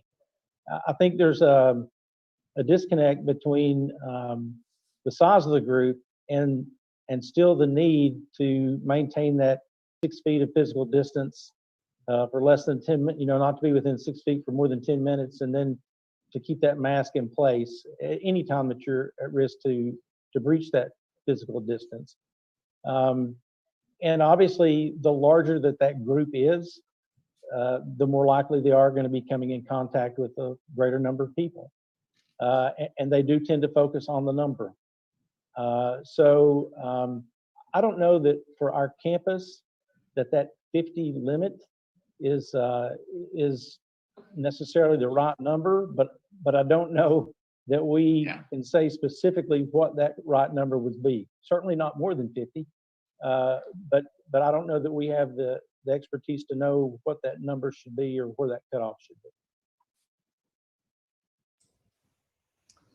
Dr. Greg, we discussed, I think maybe at our last meeting or meeting before, just briefly, that the CDC recommendations specifically don't have numbers in them because it's multifactorial, and it really gets back to the 5 core actions in terms of those factors. And an example we gave is if some large group were outdoors and they were socially distanced and wore masks, it's a completely different situation than that same number of people in a tight indoor space with no masks. Yeah. So it's multifactorial. Yes, without a doubt. And the issue is that when students do gather, unfortunately, it doesn't tend to be in large open outdoor spaces, but it tends to be in group settings within an enclosed space most of the time. And I think that's certainly a contributing factor to what we've been seeing here on campus. I guess my sense on this is that, we have to be just as practical as we can be. Yeah. And essentially, so the classroom, for example, that's an environment highly likely for the 5 core actions to be followed. Yeah. And based on the nature of COVID-19, outdoor spaces do not concern me as much. Yeah. But indoor spaces and just using common sense, the more people you have, the less likely distancing and mask wearing are going to be effective. So I guess my question would be is, you clearly seem to be addressing things through the code of conduct, and you are able for the you should be governing your campus and not that. But at the same time, if there's any if it would help you that we debated what would be a more appropriate gathering size for a group that is more communally living like that, we could do that. Or if you have the ability if you ever chose to do that yourself, then we don't need to do that. I just want to, if there's something you need from us either today or going forward, I just want that to be very open and clear. That was part of my intent. Well, one of the things we did we are using the student code of conduct. We have not addressed a number in it. Our student code of conduct says you can't jeopardize the health of someone else. So what we've said is if you have a party, if you host a party where there is, and we didn't even say anything about the size. If you host a party of 25 and they're crammed into one room and no one has on a mask, you have endangered the health of other people. And so that's the only way we've figured out on campus that we can kind of come down on it, and is really focusing on the host rather than the attendee. Other schools have looked at the attendee. I don't think it's worked out that well. And so we're just really trying, but I think if you give people a number, they're going to say, if the number is 50, they're going to have 50. If the number is 25, they're going to have 25. So I think we've got to just help people try to think about the larger picture, but it's a struggle. And if you close a bar at 10:30, but you leave open a restaurant that has alcoholic beverages, they're going to go over there. So it just kind of, we just got to all work together. So our goal at the university is to try to help students realize, and most of our students are doing a great job, I just want to say. And we don't want them to not be social animals. We don't want that. We just want them to do it in a safe way. Thank you. Thank you all. Any other comments from the board? If not, we really want to extend thanks to Dr. Plowman and Dr. Gregg, and hopefully we can count on you for future reports as well. Sure. Thank you so much for your help, and thanks for your actions that you've taken to this date to try to help us out with those crowd sizes and that student code of conduct. It's been useful beyond our imagination. Excellent. Okay. Thank you.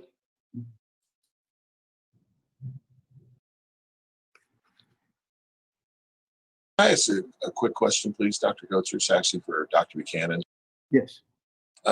And Dr. B, you've already answered this last week, but pertaining to the numbers at UT or any other schools, where do those go? Like into our count, into the home county of the student? And I said that, I know we went over that a little bit, but can you refresh our memory on that, please?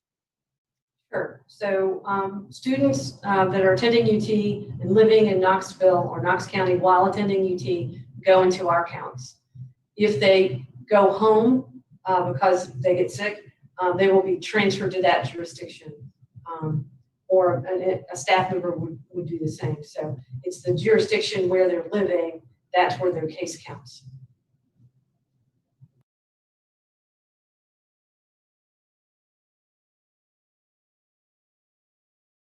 Any questions, comments? If not, I would like to turn our discussion over to Ms. Wagner. If you have a report from the Knox County Public School System, would appreciate that input. Thank you. Okay.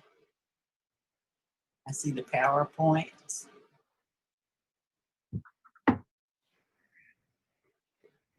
Give me just a minute to screen share. Yeah.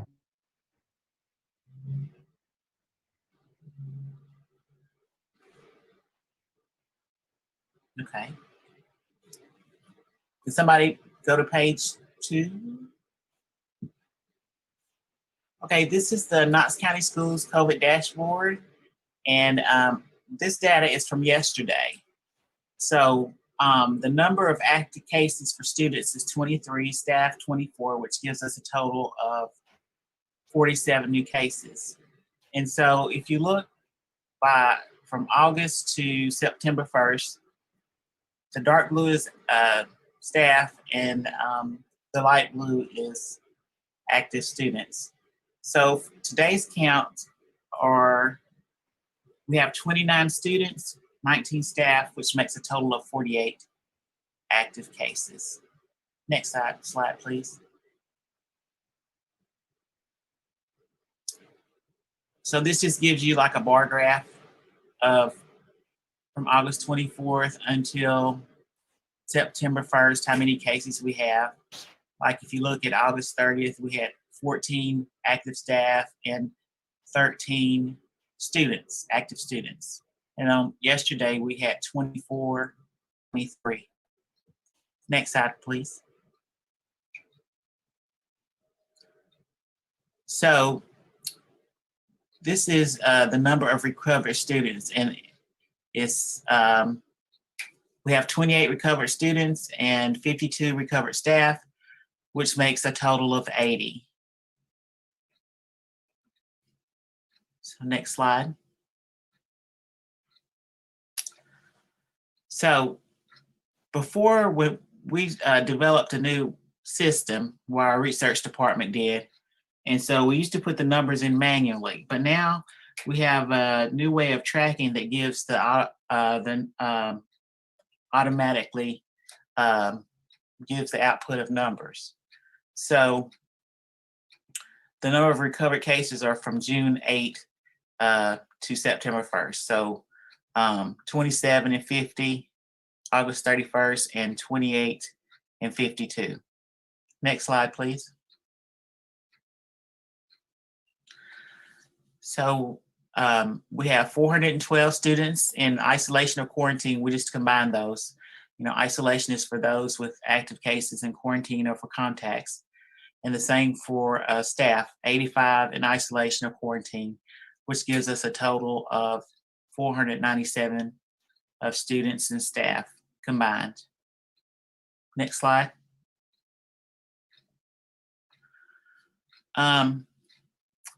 This is the same thing, it's just isolation and quarantine. So from August the 24th, we had like 25 teachers in isolation or quarantine and 255 students in isolation or quarantine.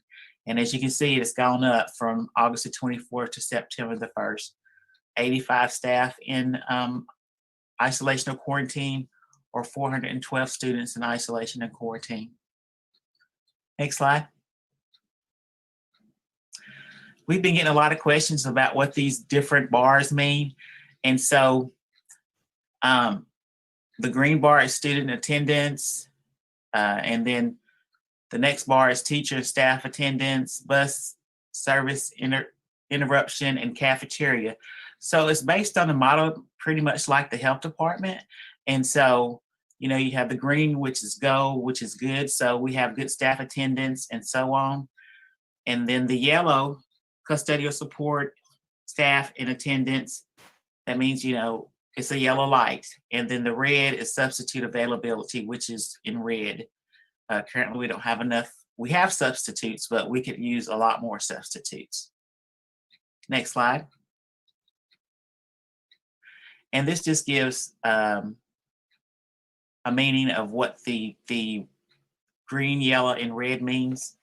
So just say, for instance, in the yellow, teacher and school-based staff attendance rate between 90 and less than 93%. So that just gives a definition to the different bars, green, yellow, and red. Next slide, please. I just want to remind everybody that we have been our department, the Knox County Schools Health Services Department, including 83 school nurses, have been trained and authorized by the Knox County Health Department to conduct contact tracing. And this process begins as soon as a positive case is confirmed. And if we have a positive case and it is confirmed at the school, a notification is sent out to families and staff at school. Next slide.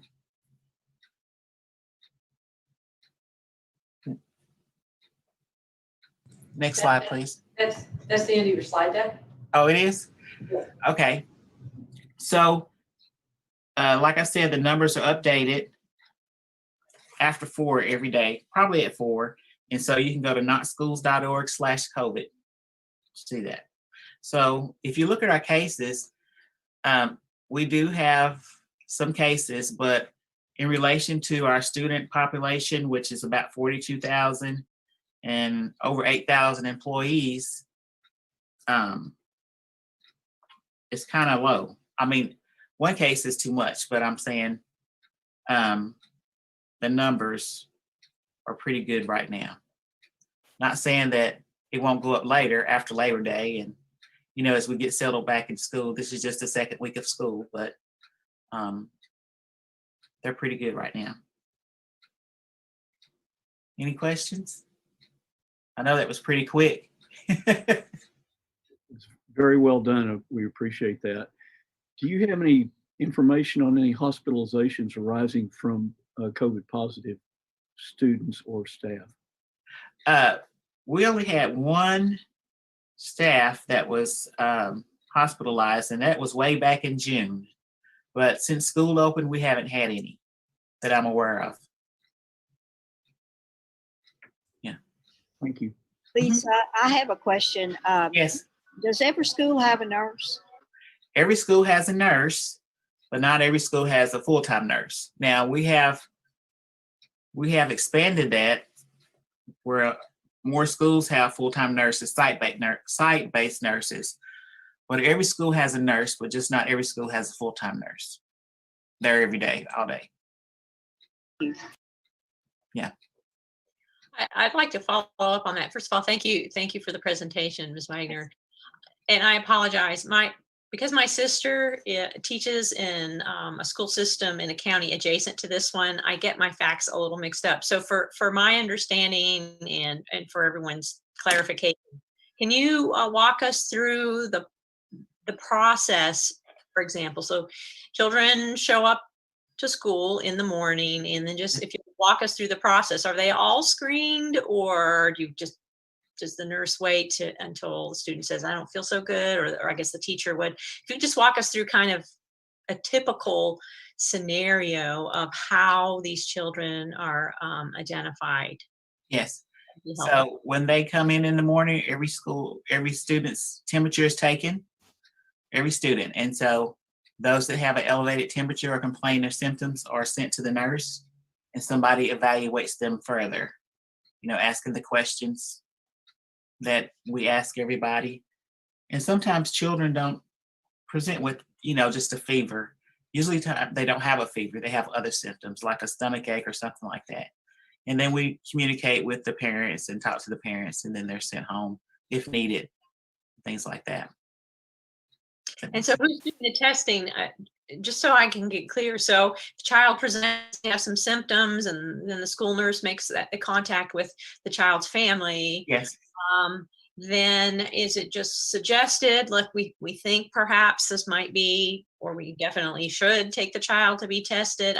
I'm assuming that the school itself is not doing the testing. Is that right? That's right. We're not doing any testing. We strongly, we suggest, we think your child should be tested, but it's really up to the parent.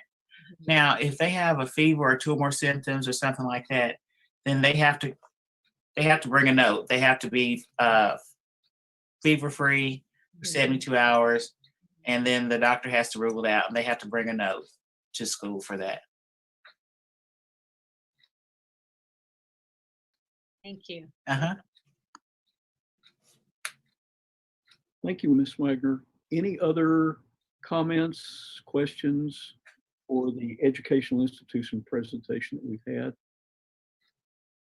Great. Dr. Gosher, just a quick question, and also thank you for that presentation. So just on the custodial piece, I guess thinking from a public health perspective, I mean, that one seems to be, I know it's yellow right now. I mean, do you sense that's going to be okay? Because I could see how that would be even more important in this environment than perhaps it always is important, but even more so now. Yes, I think it'll be fine. I mean, we do have custodial staff. It's just, we're kind of low right now. And if we have a case, then we have what's called a dream team, and they go in and sanitize the place with this special mist or some kind of product that they have, and do that. So we do have enough custodians for the school. It's just that we don't have as many as we used to have. I guess I should put it that way. Okay, thank you. Thanks. Any other questions, comments on the educational institution presentations? If not, we can go to the next item on the agenda, which is the face covering regulation 2020-1 and a review and discussion of that regulation.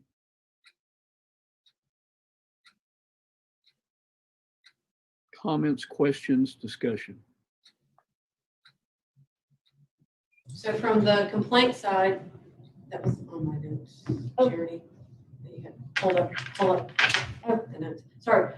We did have complaints on my presentation that I seemed to have lost in the process. But Charity's pulling it back up. But I think complaints have kind of stabilized. Sorry, that's very loud. So for the week of August 24th through 30th, non-food businesses, we had 22 complaints. For food, we had 17. And I think the follow-up is similar to what it has been. A lot of times it's just clarification, helping people understand what they need to do. That's mostly what our staff are doing at this time, as far as the regulatory or the compliance side of the mask mandate. And then the other thing, we had said we would explore what kind of data we could use to make a decision about when to remove the mask mandate. My staff and I looked, and as we've all said, as we all know, this is a really new situation. We even asked the state, but don't really have any hard and fast data out there. One of our thoughts, as my team and I were brainstorming about what we could do, is we already have our established benchmarks to take those benchmarks and say that if we see decreasing case rates or case numbers over a 4-week period, and we also see a decrease in hospitalizations and a decrease in deaths over that 4-week period, that would be one way to use those benchmarks. An additional piece of data that I think we should probably, if we would consider that we throw in there, would be a set number of cases per day. Because if we're getting 500 cases a day, we're going down to 300 cases a day. That's not the time to lift a mask mandate. We haven't been there, but we could be there. And so, and that was also a suggestion from the state, is a number of cases per day. So in addition to cases going down, you have 20 or fewer cases per day. Then you can really feel comfortable that it might be appropriate and safe to lift a mask mandate.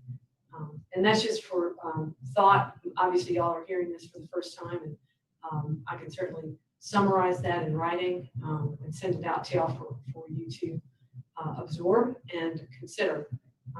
And I don't know if anybody from the board did any research found anything out there that we just didn't find on what anybody's using to decide when to stop having a mask mandate. And it's certainly appropriate. You don't want to put something in place and not have a way to decide when to take it out. And we certainly don't intend for the mask mandate to be in place forever. And I think there's been some confusion about the mask mandate might have to be in place till we get a vaccine. We just don't know. We don't know what cases are going to do.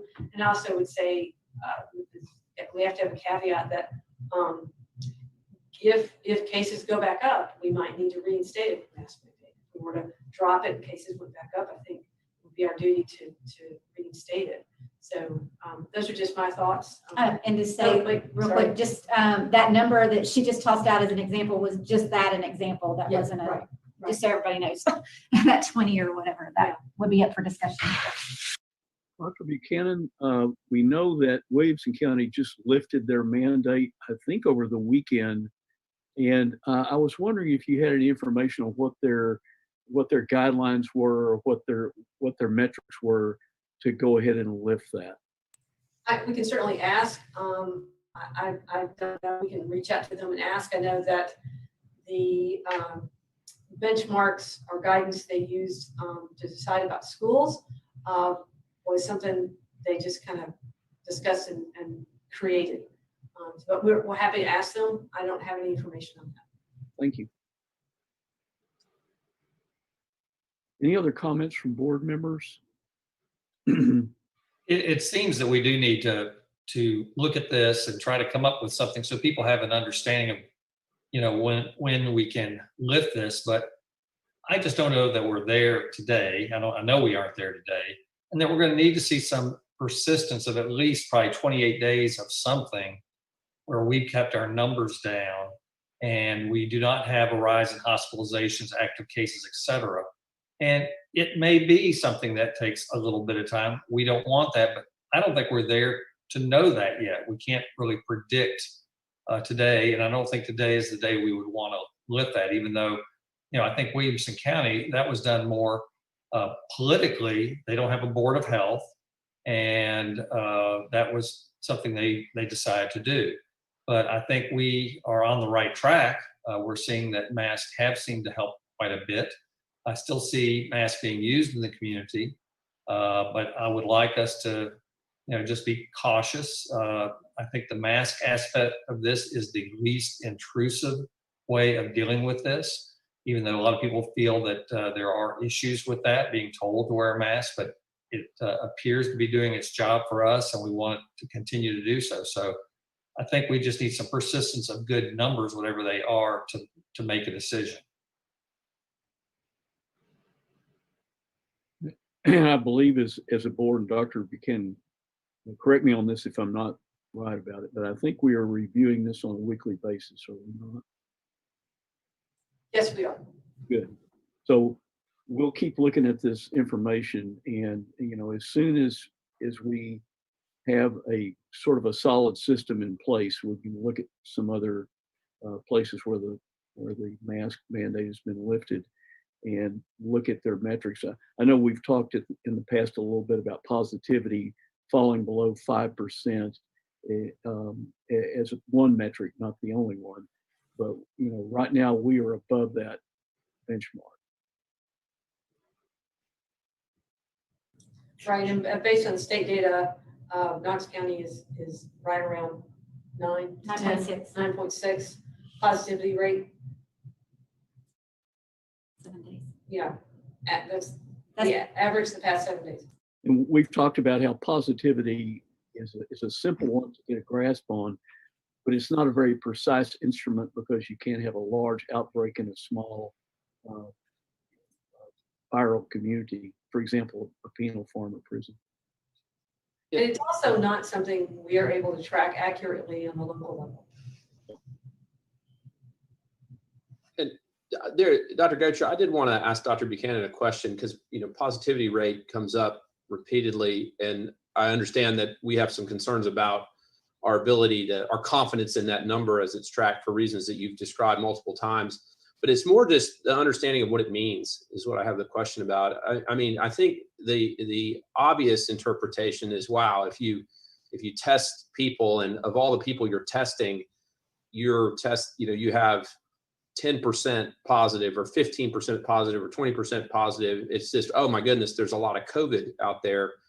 But the other interpretation of that is that we know that for every case that's diagnosed, there are other cases that are not. And that if you're at 10% or 15 or 20%, that from a public health perspective, to control the outbreak, you're not having tests being done. You want to dilute, you want more tests and a lower positivity rate. That's an indicator that from a public health and controlling the pandemic perspective, you're doing enough tests. And so I guess my first question is that, I may misunderstand that epidemiologically, but then the other is, I don't know that that's necessarily widely understood if it is correct. That actually is correct. And in addition to that, it matters who you're testing. You know, if you're mostly testing symptomatic people who are close contacts who are more likely to be positive, your positivity rate is going to be higher than if you're testing the general population. One of the reasons we didn't choose to use that as a benchmark in our data is it's just that fluctuation in that test. And yeah, I mean, one thing that a high positivity rate can mean is that you need to do more testing, or you're only testing people who are going to have the disease.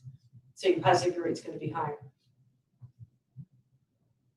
It would require a monumental effort on the part of county and local leaders to continue to test at such a high rate that you pick up a lot of the negative patients that are out there, negative tests that are out there.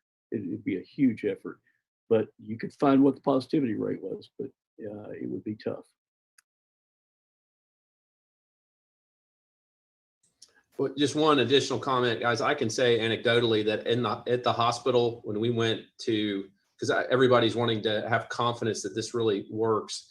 When we went to universal masking, our rate of work-related transmission exposure went down to virtually nothing, other than in a lunch room where two people were eating together, which we've talked again and again about. It's those types of moments.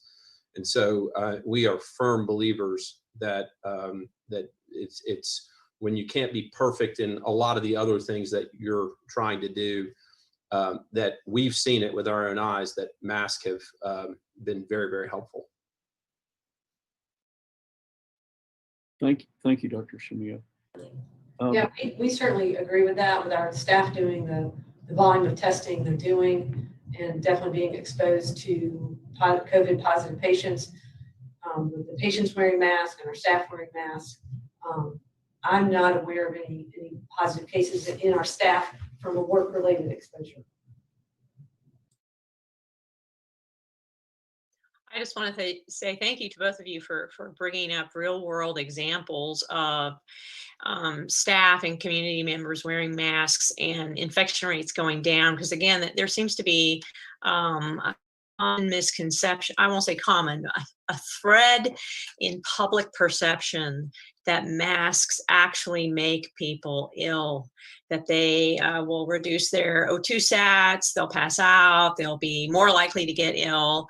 And I think those of us that are in healthcare kind of just take it for granted. We wear masks all the time to keep other people from getting sick and to keep ourselves from getting ill. And if masks were really lethal or increased morbidity, illness, there'd be a lot of nurses and doctors and clinicians and people in healthcare who would be sick. So this seems so obvious to us, but I'm not sure it's always obvious to people out in the community. So I'm glad you shared that real world example of once everyone had to wear a mask all the time. You've seen the likelihood of people becoming ill with COVID go way down. And also, I'm assuming it's implied, and maybe you can clarify, you haven't seen your staff or your colleagues level of illness, rate of illness go up from wearing the masks. So if I may, I'd like to add one point to that. And again, this is maybe another simple real world example. This comes from the dental side of things. We've gotten a couple of emails over the last day or so about a phenomenon that was referred to as mask mouth, and it's kind of an homage to meth mouth, but it's mask mouth. And supposedly, if people wear masks, they end up with a higher level of either gingivitis, periodontal disease, or tooth decay. And I kind of researched this when I started reading about it because I'd never heard of it myself. And what I found out was that the articles were in the New York Post and several other articles, several sort of social sites. And I looked in the scientific literature and could find nothing about this. And actually, one of my colleagues called up the American Dental Association's Scientific Affairs group, and there is no scientific information on this. What we suspect is more from a psychological standpoint that this pandemic has changed people's perception about what is necessary and what they can sort of leave behind, and dental care is part of that. And we saw it when the initial closing of the community occurred in April, that there were people who had serious cardiovascular problems that didn't seek care, and dental problems are part of that. So we're starting to see people who should have had their teeth cleaned 2 or 3 months ago, should have had a filling put in, and now they have an abscessed tooth that needs to come out. That's actually fairly common. And I guess my editorial plea would be, if you need to have dental care, or if you think you need to, go ahead and go to your general dentist, because they're prepared with all the proper N95 enhanced PPE to take care of you. And it can be done easily. Thank you for that.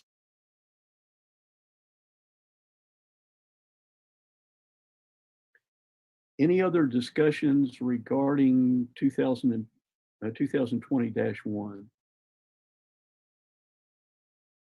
If not, we can go into the next item of business, which is 11, and that is revisiting 220-4, 220-5 with a review and discussion of those regulations. Anybody want to open up the discussion on those items? So I can just mention briefly that I worked with Mr. Sanders to see if we could possibly include businesses that had kind of brown bagging, as we termed it, that didn't necessarily have a beer or liquor license, but that we could have them also included under the same ordinance with that 10 o'clock curfew, is what this one stems from. Is anybody prepared to discuss or propose any amendment on that as a board? I just wanted to say that in Nashville, they're starting today that you have to be seated at a bar. They're not going to allow standing at a bar. Point of order, I believe we need a motion on the floor to discuss Mr. Sanders. Is that correct? Yeah, I think a motion is in order at this point if you want to discuss. If I recall, you were going to discuss the 2020-4, and there's also a potential for 2020-5. I don't recall on the agenda offhand whether it's the same or not, but if you're going to discuss 2020-5, you do need a motion to go ahead and discuss it. I'll make that motion. I'll second.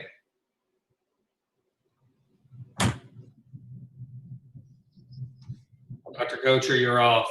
Sorry, I said a motion instead of motion anyway, so you didn't need to hear that. Let's have a specific motion so that can be recorded. Are we talking about reviewing 20-4, or are we talking about introducing 2020-5? I would make a motion to, I guess, discuss how 20-4 is going, but also to consider at the same time, because I think that the two are so tied together, that to have a discussion of how the new ordinance might replace the old one. So I think, Dr. Sousa, if we have a general discussion on 04, which we have passed, that we would not need a motion to discuss that because that's part of our agenda. But if we want that discussion to veer into changing things, we should start by having a motion specifically to change things. Mr. Sanders, is that? I'd agree. The easiest thing to do is simply to move the proposed regulation to pass and then have a discussion. And in that, of course, you can address any perceived shortcomings of 2020. Well. So, okay. Dr. Sousa, if you would make a motion to pass that amendment for us, or try that 2020-4. Is that what we're gonna? 5. Okay, so we're gonna make a motion to pass 2020-4, but then discuss 2020-5. Is that correct? I believe because we don't actually need it to. We don't need to do 2024.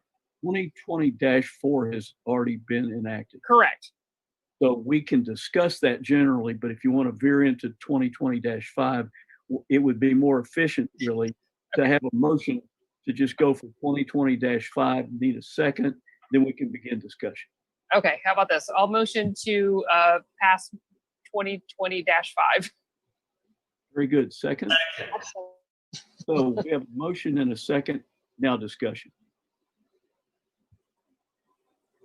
I guess I could just reiterate what I said a few minutes ago, is that this was, I think maybe 2 to 3 weeks ago when I had brought up that we'd had a number of concerns from people in the public that there's some businesses that while you can bring your own alcohol, there was no, they were not included under the previous 2020-4. And so this would simply close that loophole. Other discussion, other points of discussion? Yeah, one of the questions I have, and this is more to Mr. Sanders, some of the public has talked about the fact that we've, picked one area, bars, and a specific percentage, and now we're maybe talking about adding brown bagging. What legal ways are there to include, let's say, even restaurants at our 10 p.m. curfew time for the sale of alcohol? Is it something that is easily done? I've seen some question about that among the public, and I have that question too. And I know we've had some discussion back and forth. This amendment is of one specific area, which is really a small part of our community, very, very small. But a bigger one would be the restaurant industry, and whether or not that's the issue that some have talked about with the students congregating or other people congregating when they move out of a bar, going to a restaurant, that they can continue socializing and congregating. Well, let me address that question in two parts, Dr. O'Brien. The first part of the question is basically, what is the basis for targeting bars or entities that either sell alcohol or, in the case of the proposed regulation, allow brown bagging? And I believe one of the findings of this board on the last regulation, 2020-4, is that excessive consumption of alcohol leads to a lowering of social inhibition, which leads to increased risk of exposure. That was sort of the idea behind it. If this board finds that a similar dynamic is happening in restaurants, then it is within the board's power to regulate restaurants as well. There's no prohibition against it.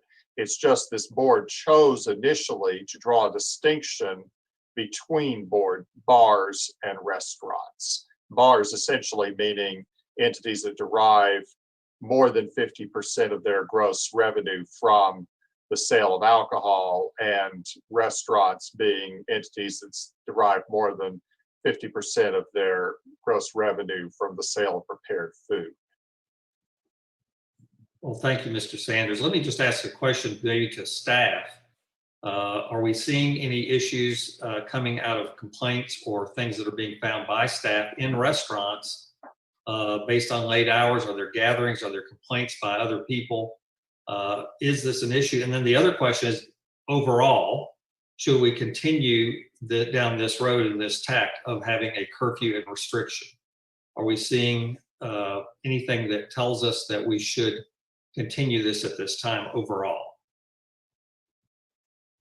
So a couple things. One is in interviewing cases about the UT associated cases, anecdotally we're being told that the bars on the Strip are definitely ignoring the curfew.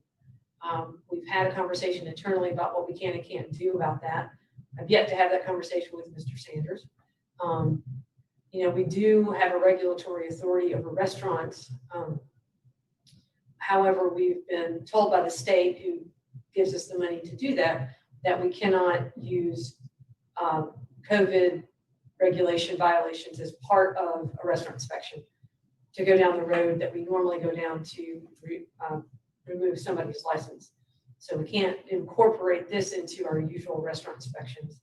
It would be a different avenue that we'd have to go down to do anything to regulate that. And, you know, I think regulation is, I mean, it's a challenge. It's hard to get that information. It's hard to ensure compliance. It really requires, you know, that, but also cooperation with others like law enforcement for regulations to be effective. So that's one of our challenges. But we have certainly heard anecdotally that bars on the strip are not all, I mean, maybe not all of them, but are not complying with curfew. I don't have any other information from staff. I'm looking at my other staff that are in the room to see if anybody knows anything else. Yeah, not aware of anything. That's the big thing.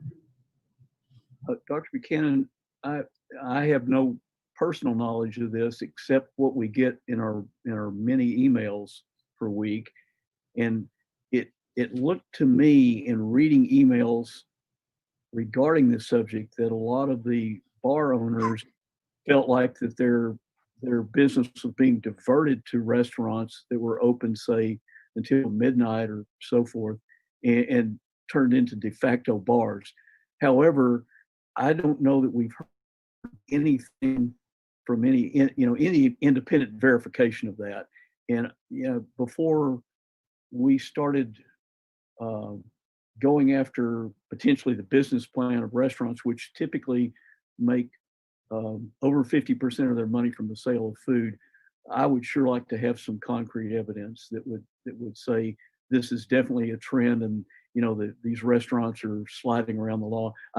My sense is it's probably not happening, or if it is, it's not happening very much. But I have no data to back that up. That would be difficult data to gather. We again are being told anecdotally that that's what's happening. You heard Chancellor Plowman comment on that regarding student activity.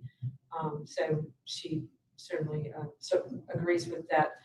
When the bars close, folks are just moving to a restaurant that's serving alcohol and finishing their evening out there. I mean, you said something interesting that you're telling us that there are bars in our community who are blatantly, sounds like in the area of the university, not following this. And unfortunately, we've always said it's education. We don't want to do enforcement, but then the question comes down to, is what we have, if we have to vote to continue this, is it worth anything, the paper it's printed on or the ones and zeros digitally to continue it? So that's something I think we just need to think about right now. Dr. O'Brien, I would agree with that. It's kind of a sad comment in a way that what I think we feel is kind of a common sense recommendation, not based really on strictly alcohol consumption, but just getting unmasked people in tight quarters for long periods of time, whatever they're doing, is probably going to generate cases. Based on Dr. Shamia's data and case counts across the state, if you look at a place where they have had they have a lot of regulation happening in Nashville, and we've seen their case counts go down. But they have uniform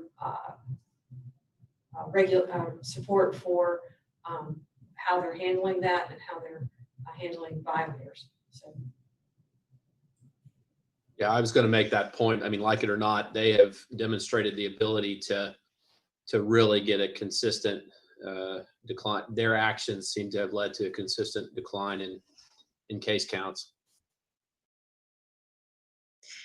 Yes, and I'd like to point out that we initiated this regulation based on the White House task force recommendations, because Tennessee and Knoxville in particular was a hot zone, and it was one piece of helping mitigate the very quick rise in cases and hospitalizations. And so for the public who thinks, we just kind of pulled this out of a hat and decided to target bars, and specifically target isn't the word. I mean, it was based on the recommendations and the data that we've gathered and seen in other cities across the state and the nation. It was based on recommendations. And so it's very unfortunate that many bars are trying to their darndest to comply, adhere to the regulation, and they feel like it's they're bearing an unfair brunt of restrictions, and they continue to make these very poignant pleas to us. And I brought this up before, that we need to consider, do we need to expand the restrictions even without the data? Because what we know is, looking at the data from other communities in Tennessee and across the nation, that that it works, and it mitigates people getting ill and impacting the community at large. So I don't think we need to go backwards in terms of throwing the baby out with the bathwater, but fine-tuning things perhaps, or expanding those restrictions, even if we don't have data. You know, I will tell you that Specific. in Davidson County, there were some pullbacks that occurred because they have a variety of places that alcohol is served, including on the multiple rider sort of bicycles or pagoda sort of things, the mobile entertainment deals. They've reinstituted those. They're mainly outdoors. That's an example of starting to back away, and I don't know what their numbers were that justified that, except maybe it was a political move. I don't know. And if anybody has any information on that, it'd be nice to find out about it. Their benchmarks are similar to ours, and they're using data to make those decisions. They have a pretty extensive plan on their website with they operate slightly different than we are, in that the health officer is writing the orders and setting those policies in place. So that's how they're operating in Nashville. And that was one of the things with the regulation that we're discussing, 2025. Some of the whereas, Mr. Sanders pointed out, some of the whereas clauses are outdated. They're more than a couple of weeks old. And currently, Knox County, by the White House report, is in a yellow zone, and the recommendation is to limit occupancy of gyms to 25% and close bars until percent positive rates are under 3%. Create outdoor dining opportunities with pedestrian areas. It also recommends limiting social gatherings to 25 or fewer people. We're not really talking about that right now. So that's only one of the things that's kind of outdated, and I could go through the others if you want me to, or we can wait and talk about it. But that is where we are based on the White House report at this time. This White House report came out on the 30th of August. Well, based on that, Dr. Buchanan, I would throw out the proposal, not as an amendment, but just as part of this discussion, that we may wish to refine this document to make it contemporary before we pass it. Again, this is not my thing, but Mr. Sanders, if we could do that, if you want to go ahead and update it, would it just need to be, Mr. Sanders, a friendly amendment to update the pieces that are inaccurate? Yes, in general, it'd be a friendly amendment, presuming that the mover and the seconder agree that enhances the proposal. Then with the approval of the chair, it can become a friendly amendment. Yeah, I'd be okay with that. And I know it's just a matter of finding the more up-to-date numbers. Well, actually, I have them, so. Hey, you have them. Yeah. Okay. And as a person who's second, I would agree and state that we could remove old whereases that do not apply, and then update the one that we just talked about as needed. And this is at least a starting point for us to at least work on this brown bagging group. But we may need to work also on others. The curfew may be on the alcohol and not on the ability to be open for business. And we may want to talk about that aspect. So where somebody would still have people there, but they're serving food as their primary thing and not having alcohol served may be a way to preclude this movement from a bar to a restaurant. So I don't know if that's something that can be done, but what we have now is a good start. Well, Dr. O'Brien, in terms, this is very good as part of this discussion, but in terms of what we have on the floor, this would strictly be that brown bag section, and it may be in a way more data is needed. I remain concerned about altering the restaurant's business model. I would hope that the restaurants are not exploiting their business model as some of the bar owners assume is happening. I don't know if that's true or not, but I'd sure like some information on that before we made a decision.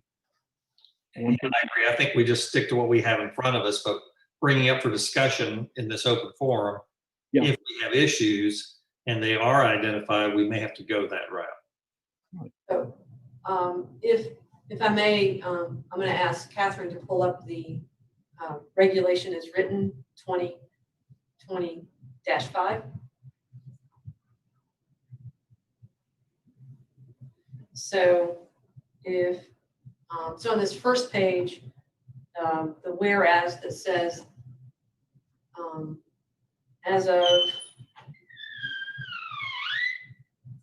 okay, so we have to, sorry, I missed one of the whereases. So as of August, the first whereas, as of July 14th, that would need to be changed to as of August 30th. The White House, the rest remains true. So just the date changes. And then the second one again changes to whereas as of August 30th. And we need to change red zone to yellow. And then both new cases, reported both new cases above 10 to 100 per 100,000, and diagnostic testing between 5 and 10%. That's the current White House task force recommendation. Obviously, whereas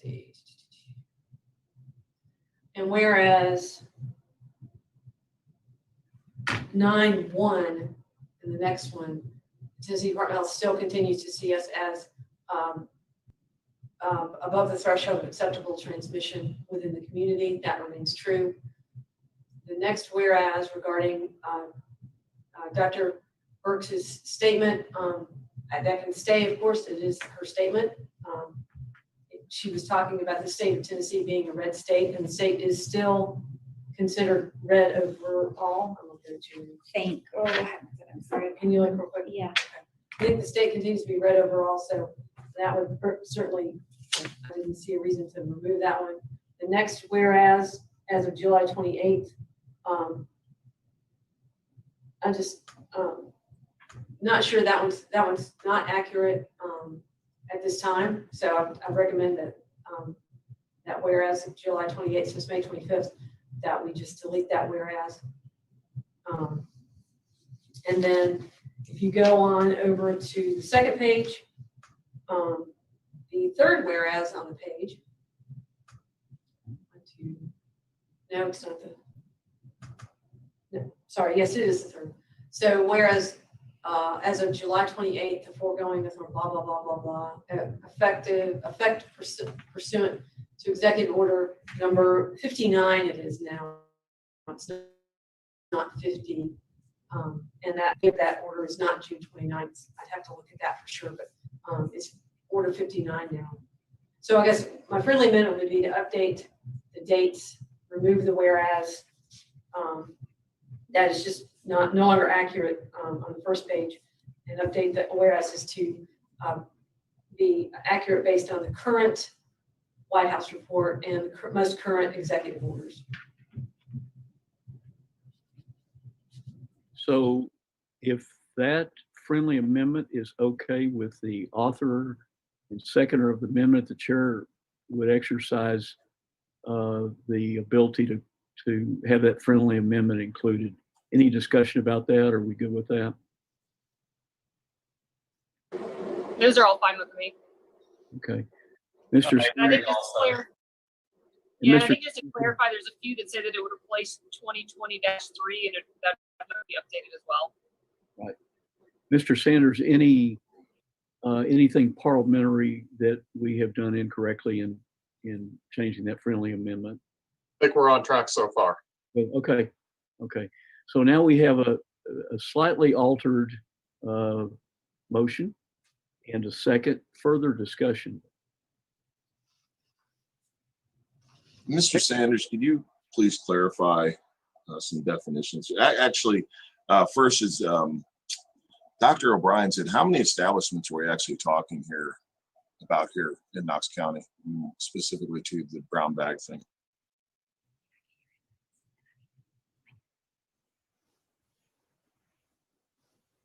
That's for anyone, sorry. Yeah. I have no idea. I'm going to have to step away and deal with something. I'll still be available. So I'll be right back. I don't know that we know, Mayor. It's probably 2, 3, 4. It's a very small number, and this is based on input from people that were in those places, predominantly employees. Yeah, that's what I'm thinking too. Is it's probably half a dozen at most, right? And then Mr. Sanders, on the wording here, in paragraph 3, section B, can you please clarify the word establishment means any restaurant, club, or any other business of any kind, unless it markets prepared food to customers or patrons and derives at least 50% of its gross revenue from the sale of prepared food. You're under D, as in Delta? Yes, sir. 3D is the definition of establishment. Yeah. And so what basically we've done here is, and I apologize, I had a nice email document pulled up at one point that sort of set this out more succinctly. But your original regulation 2020-4 simply defined a bar as an entity which sold alcoholic beverages and derived more than half of their income from that sale. And so when we were rewriting this to expand it, the first thing I did was realize that alcoholic beverage is defined under statute. That doesn't include beer. And that's why we now have alcoholic beverage and beer defined in sections A and C. But then what we wanted to do was say what a bar actually was, to include different ideas, either the selling of alcoholic beverages or the allowing of customers to a brown bag, to paraphrase. But what this board did not want to do was to capture restaurants, as we conventionally think of restaurants within this definition. So a bar is any establishment. Well, what is an establishment? Under this definition, under Part D as in dog of the proposed regulation, establishment is any of these businesses, however they may define themselves, unless it markets prepared food to customers or patrons and derives at least 50% of its gross revenue from the sale of prepared food. So a restaurant, as we conventionally think of one, is not an establishment under this regulation, and therefore, as proposed regulation, and therefore could not be a bar under the definition of this proposed regulation. And the regulation in paragraph 4 only applies to bars. So does that clarify it for you?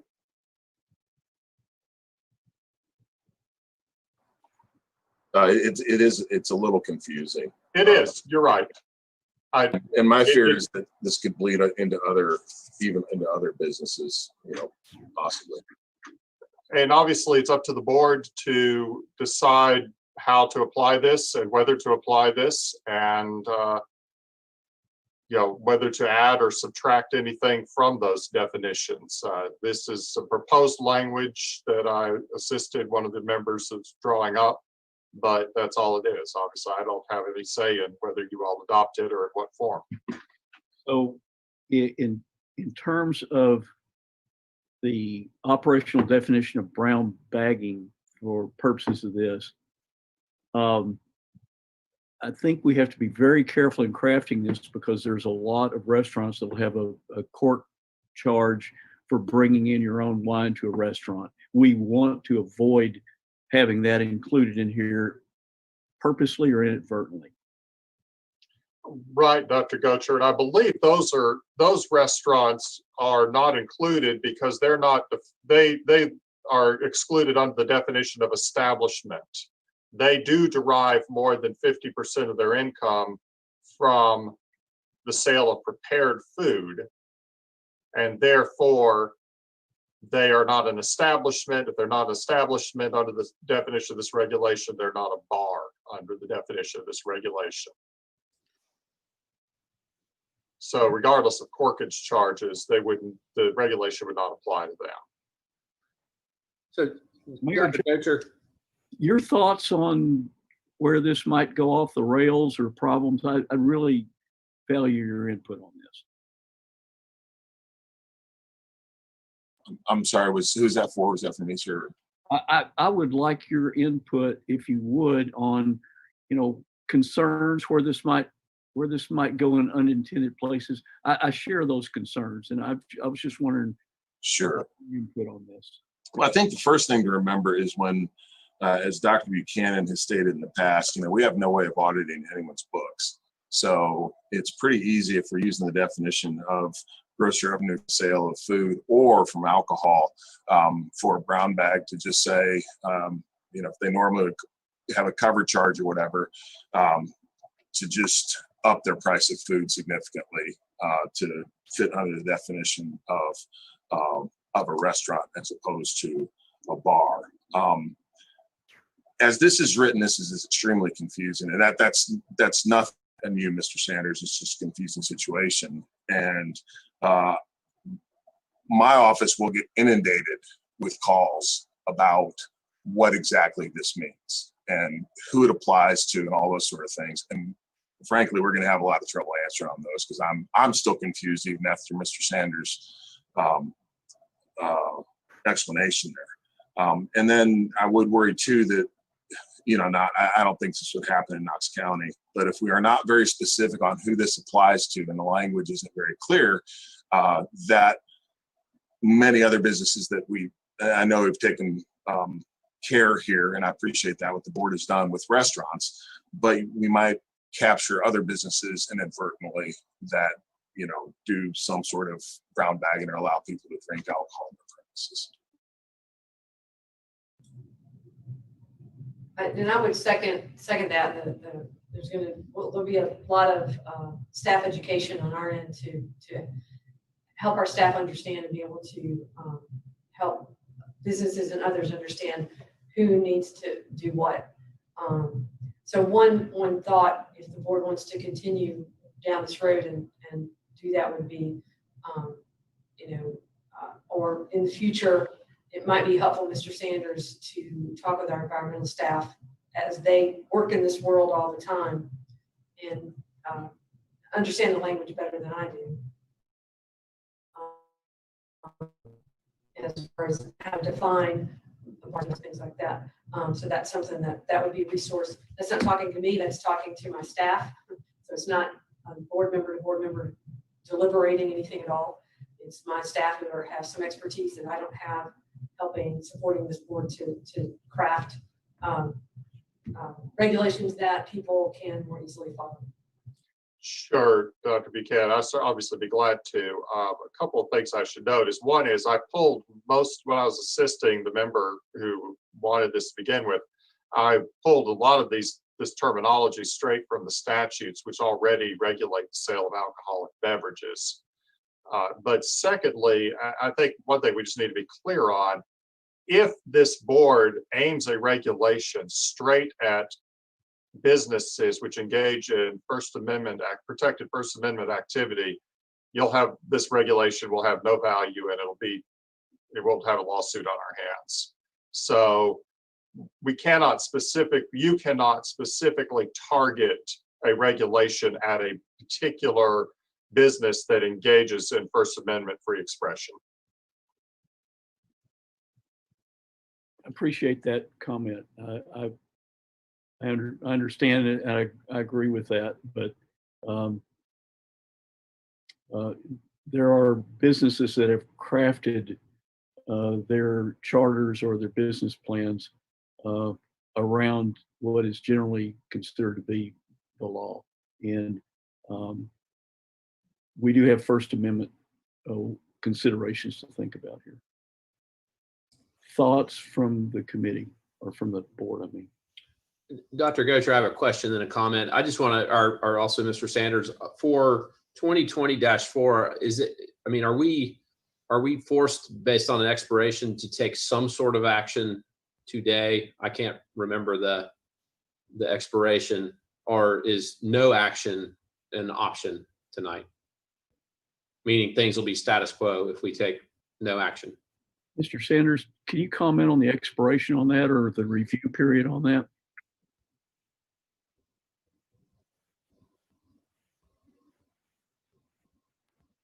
Please unmute. Sorry.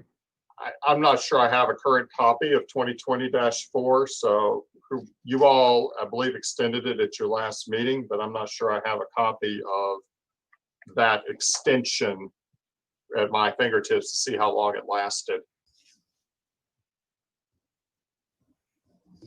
I'm looking at the 2020-4 and at our, let's see, today's September 2nd. So it was set to expire August 20th, and I can't do math in my head. So that was that last, and then on the 19th, we decided to extend it another 2 weeks. And was the 19th last week? Which would be this week.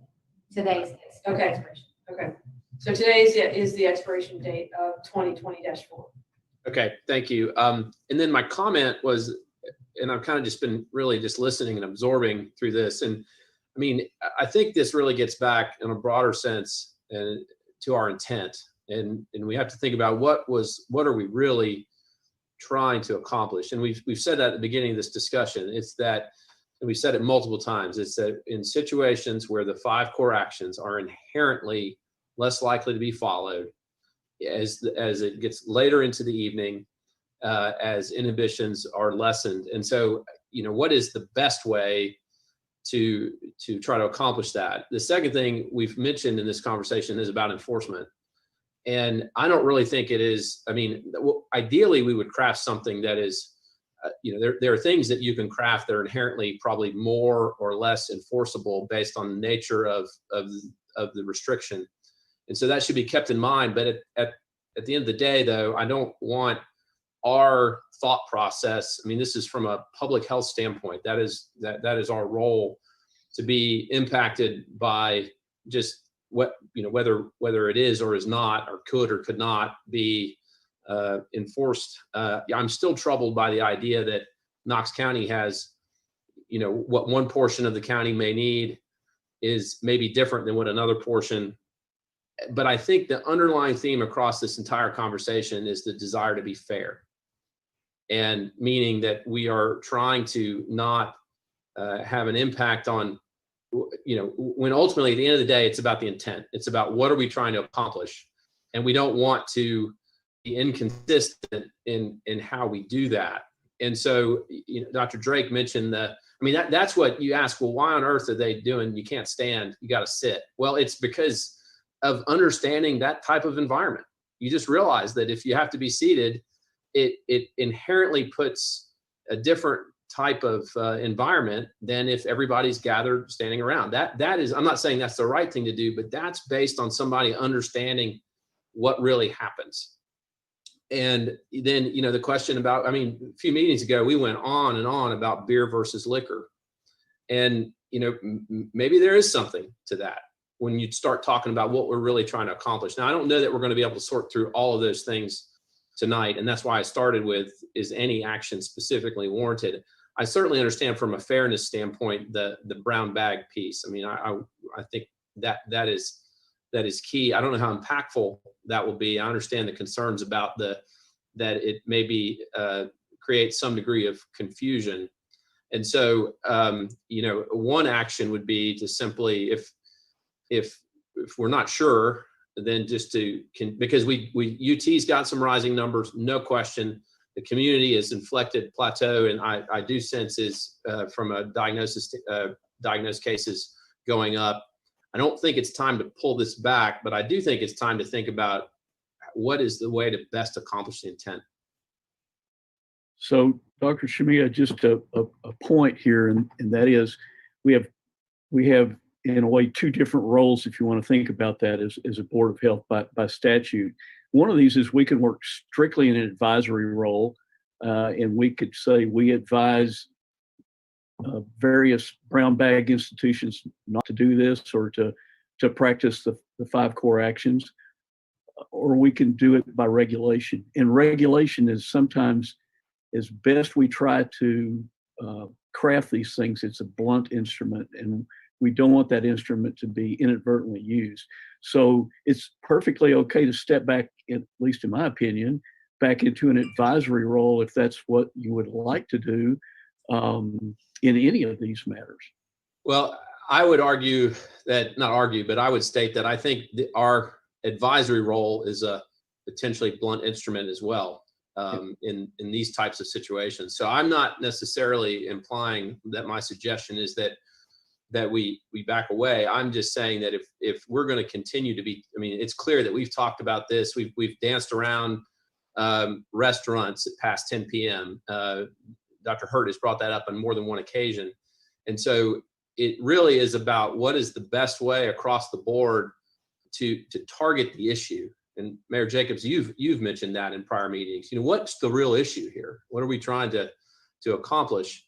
And so, the problem is, this is a tough one. And so I would be at peace with in this, knowing that the brown bag piece is likely just as much of a potential issue as the others, and that it is in the spirit of fairness. Adding that in, I would be fine with that, but I don't want to lose sight as we go forward in future meetings about, is there a better way to approach this fundamentally than the way we've right now? I'm sorry, I don't have the answer. Don't raise an issue if you don't have the answer, but I'm at least sensing that, that we should think about that.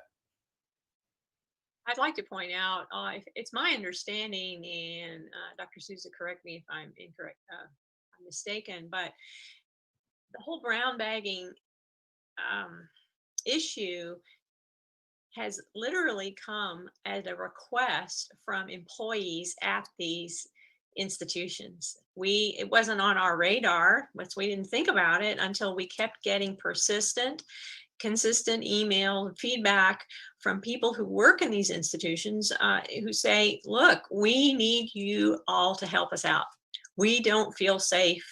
People are coming in and they're not observing the 5 core actions. Customers are coming in and we employees don't feel safe.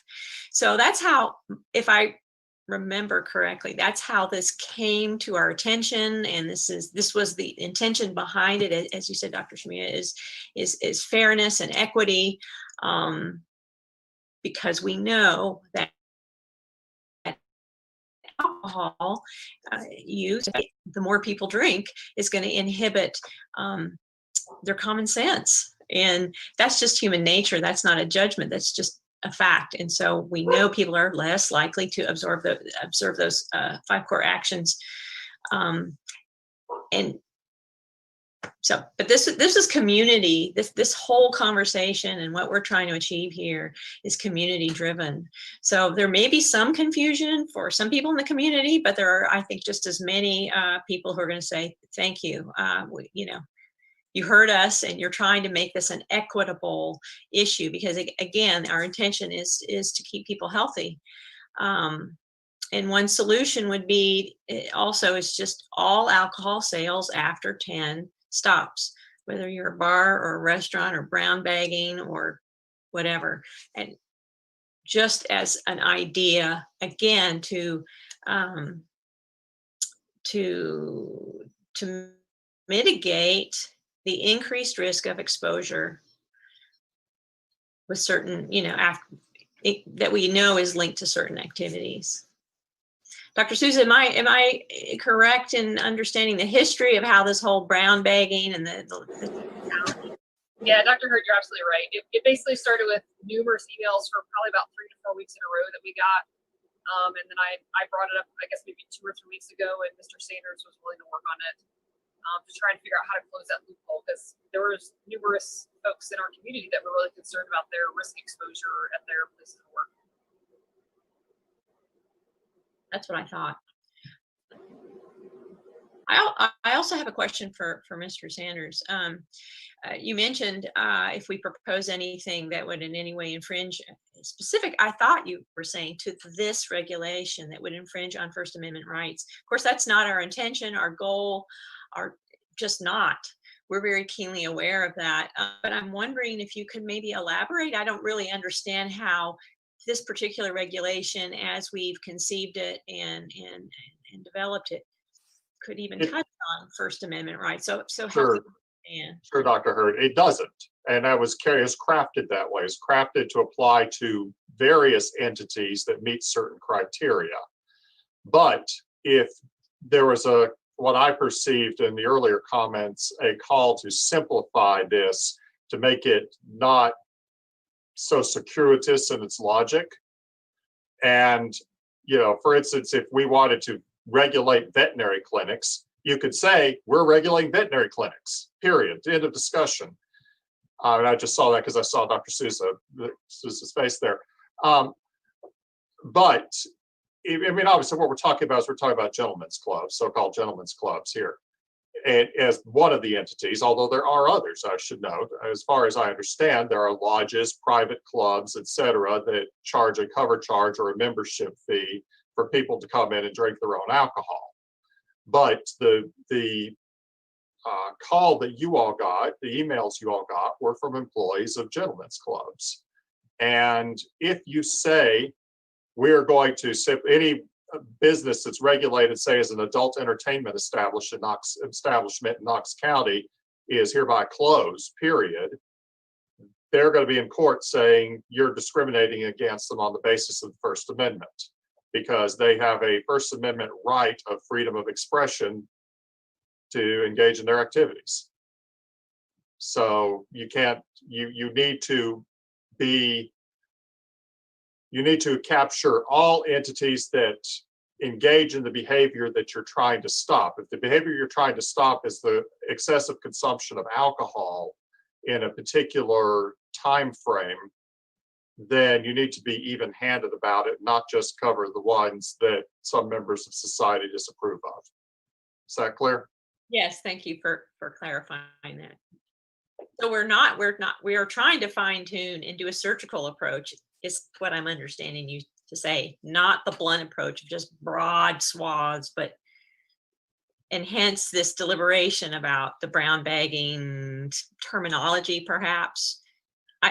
That's my understanding of what you're saying. Well, why would you be specific? Well, I think the mission I was given was that you all had a regulation applied to entities that sold alcohol, and people would cluster and drink alcohol possibly to excessive amounts.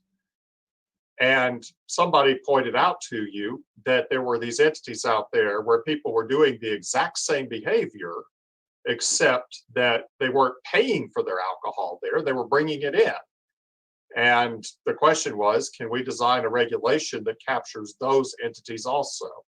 And the answer is yeah, it's in front of you now. Now, frankly, it is circuitous in its logic. I was trying to tack something onto a regulation you had already written, and perhaps the best way to do it is to throw that one in the trash and try again next week with some cleaner language. But I think that what you have in front of you will do what I just said, which is capture those entities which allow people to come on premises and drink, but are not restaurants in the conventional way we think of restaurants, that being a place that derives most of its income from prepared food. And incidentally, prepared food is a term of legal meaning. It's different from selling bags of pretzels. Prepared foods means you have a kitchen and you're cooking it. And so you can't just have you can't park a food truck outside and say, we're selling prepared food. We, the business, are selling prepared food. Now, another business may be selling prepared food out there, but and you certainly can't do it by selling bags of pretzels. So there's some thought did go into that phrase. Thank you. So, Mr. Sanders, can I just ask Dr. Gocher? So, bottom line, isn't it true that what we have before us meets the needs that we've gotten from the public and also allows us to vote on something that we could then continue? If we don't vote tonight on this, we vote this down and nothing else is put forward, we will have no regulation after midnight tonight. Is it correct? Well, there's different matters before us in a way, because we have 2020-4, which is set to expire. We have 2025, which expands 2024. So we're actually debating 2025 right now. Correct. And I just want to be clear, everybody understands, if we, for some reason, did not come to a determination on this one, and we didn't go back to number 4 and do anything, that we end up with nothing. So I just want that to be kind of clear. So if the sense of the board is to study this more, you can make somebody can interject a ability to postpone this definitely, if I'm correct from a parliamentary standpoint, which would allow us to study this 2005 a little bit more and return to it next week. You can postpone it definitely to any period that you want, but I would suggest next week if we're meeting weekly. And then we can go back and revisit with a motion and a second 2004, and that would be to extend what we have. Mr. Sanders, am I doing that correctly? The problem is, I think what you're essentially asking for is a motion to table the motion. Right. Postpone. But the motion to table, as I understand it, has to be dealt with before the end of the meeting. That is, whatever you tabled in order to bring up a new motion has to be dealt with at the end of the meeting. You have a motion on before you that has been seconded. What I would do, I believe, is simply hold a vote on it. If it fails, it fails. You can bring it up at another meeting. Right. I'm sorry. We do have to address if it is voted down at this meeting to be revisited, if you choose, or not, you would need to make some action on 2004 or let it expire, and it would be the will of the board to do that, however you'd like to proceed. All right, so I just want to make sure that the board members are clear from a standpoint of motions and votes as to what we are doing. So Dr. Gocher, I'm clear, first of all, and secondly, if Mr. Sanders, it's clear that this was a thoughtful, as complicated as it is, this was a thoughtful attempt at getting the wording right. And so I think it depends on, would we be delaying, because I feel like there's going to be some action. We've done a friendly amendment. We would have to, but if it's delay to conceptually think about it more, that's a different thing than delay to get the wording right. And I guess my sense is that Mr. Sanders has already really been thoughtful and deliberate in trying to get the wording right. And so, Mayor Jacobs, I know you've expressed concern that it's still maybe somewhat inherently confusing, but I don't know how much, if it's I mean, I guess the question is, what would be the point of the delay? Because if it's to get the wording better, and we don't think we're going to do that, then it may be reasonable just to go ahead and vote as we've, at the end of this discussion. And so I don't know, Mr. Sanders, if you have thoughts, or Mayor Jacobs, if you have thoughts about that, but I don't want to delay and look at the same exact document if it was all about the wording. If Mayor Jacobs doesn't mind, let me just interject a couple of things. One, I think under parliamentary procedure, another option is to withdraw the motion. That would take, at this point, since it's been seconded, it would take a majority vote to permit a withdrawal of the motion, but you can do it. Secondly, if it is the will of this board, I can assist the membership, individual members, with coming up with some less confusing language, hopefully. I think the language that is present before you accomplishes the purpose that I was asked to accomplish, with the addenda that there are still some issues out there that I communicated with some or all of you earlier regarding the specific wording. There's still some tweaks that are needed. So I could integrate those into a new motion and probably clarify this so it's easier to read. Set out definitions of each type of entity and say, this is what this applies, this new regulation is going to apply to. That it could be done, it could certainly be done better from a wording perspective, even if the intent of it is the same and the effect of it is the same. One point of discussion, there have been some actions that we have taken that had an acute need. For example, the mask mandate back in July 1.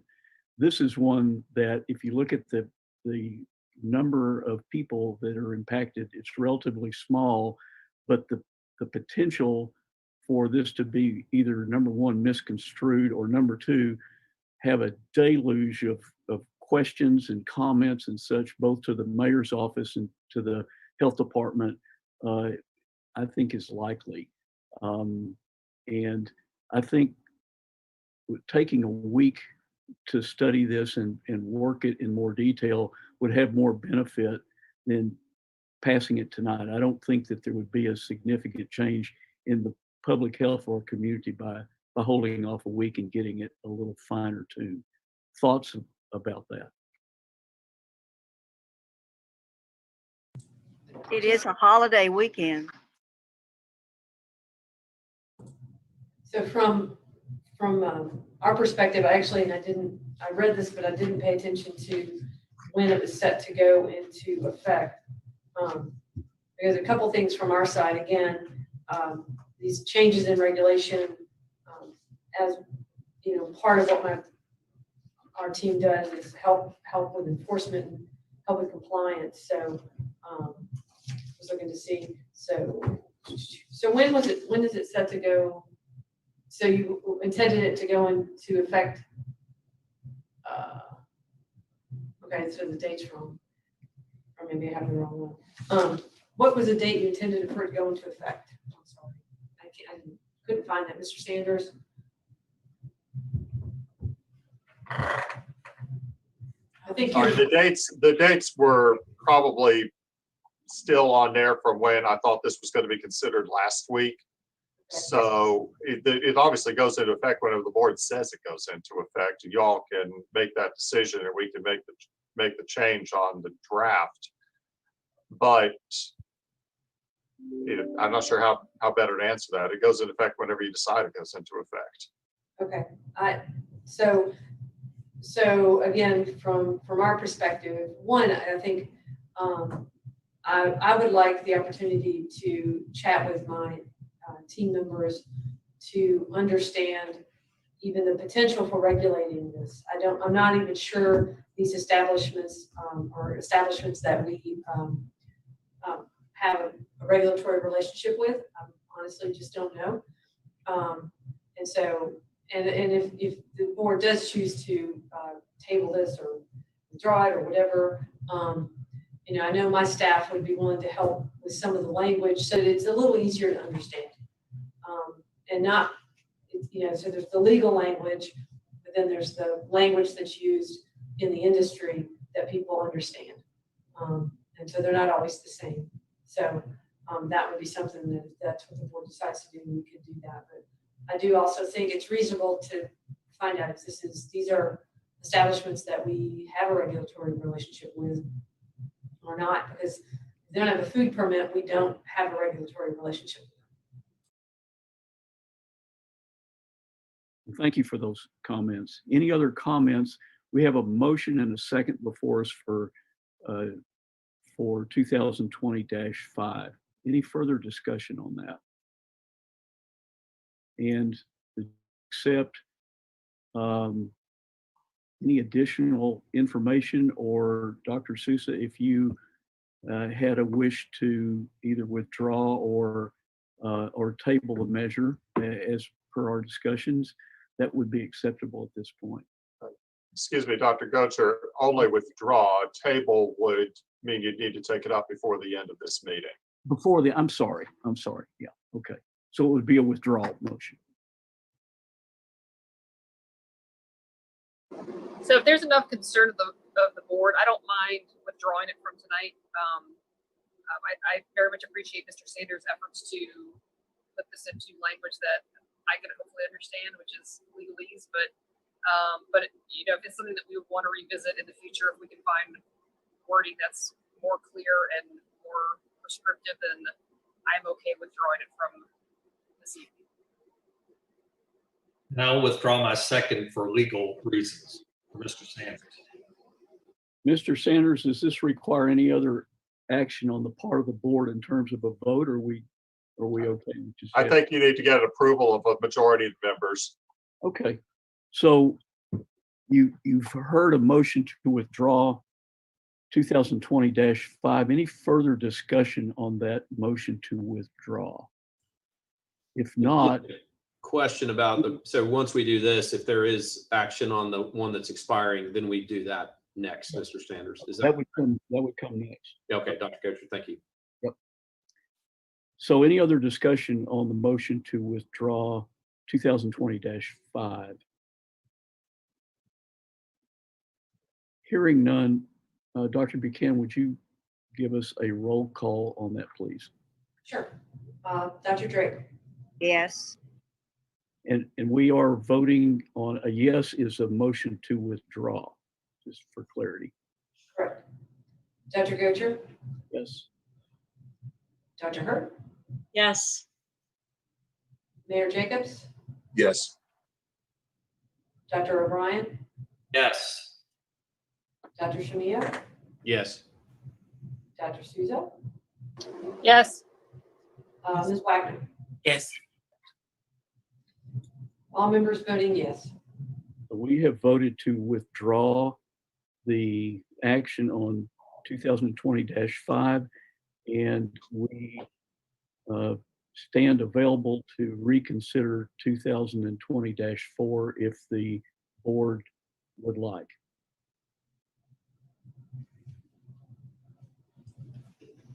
I'll make a motion to extend 2020-4 for another 2 weeks. We have a motion. Is there a second on the motion? Second. Second.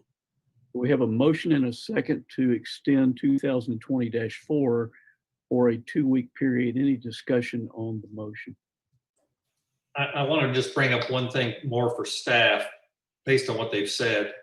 You know, our job is to look out for the public health. And we have established this, but we're having issues, it sounds like, in the community. Is there any recommendation from staff that instead of a continuation of a curfew, that more education be allocated, or an advisory recommendation to this segment of our populace versus continuing on this road with our curfew? Just wondering if there are any thoughts from staff. None of the staff that do that work are on this call, so, and I don't know. So I'm happy to ask them. I will state that the rules and regulations for restaurants, bars, and nightclubs under the Tennessee Pledge are the recommendations are, other than a curfew, are pretty good. They limit some alcohol and limit how you consume alcohol and those kind of things. But I certainly can check with my staff regarding if there's something different that they think would be more helpful. Absolutely. That's what I was getting at. I was wondering if under the Tennessee Pledge, we may accomplish things with more education versus continuing a curfew, which sounds like is being abridged by a number of establishments exactly where we want them to follow it. So, you know, having a regulation that people aren't following is, it doesn't make a lot of sense long term. It's not that I'm against what we're doing, but I just have concerns that we are putting something out there and we have people not listening and not being willing to follow. And we have nobody at this point, you know, enforcing it. And I'll check with my staff, but I think the majority of places are complying. Excuse me, but I'd have to check with my staff on that. And Dr. O'Brien, I'm not sure I totally followed in that. I mean, it seems like those two things are not mutually exclusive. I mean, we can provide that education, whether there's a curfew or whether we're at the Tennessee Pledge, and you know, ultimately if you want to talk about the strip and whatnot, I mean, the longer term play is to try to keep the college, for example, going as long as possible. And so, you know, some of the education may be what ultimately makes the most longer term economic sense, and not just, you know, over a holiday weekend, for example. But I know that's tough. I know that's tough to do. It is, and you know, again, we're trying to balance out education with an enforceable regulation, and the exact area we're interested in seems to be having issues with that. So, I mean, I have no issue with us continuing this short term and to look at it, but if we get to a point where the area that is of most interest to us, i.e. the university area, we have that as the area where they're not following it, while out in the county, you know, in the suburbs, et cetera, those places are closing at 10, they're following it, they're not our issue. So we just need to kind of watch that, and staff and others, codes enforcement, to give us information of what's going on actually in the community. Are we extending it for 2 weeks or 1 week? That's the motion that's on the floor, Ms. Drake, or Dr. Drake, is for 2 weeks.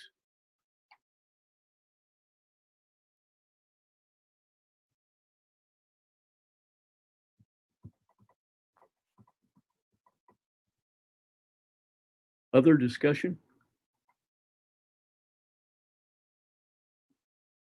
Hearing none, are we prepared to vote? Is there any thought for altering that, or are we prepared to vote on extension for a 2-week period?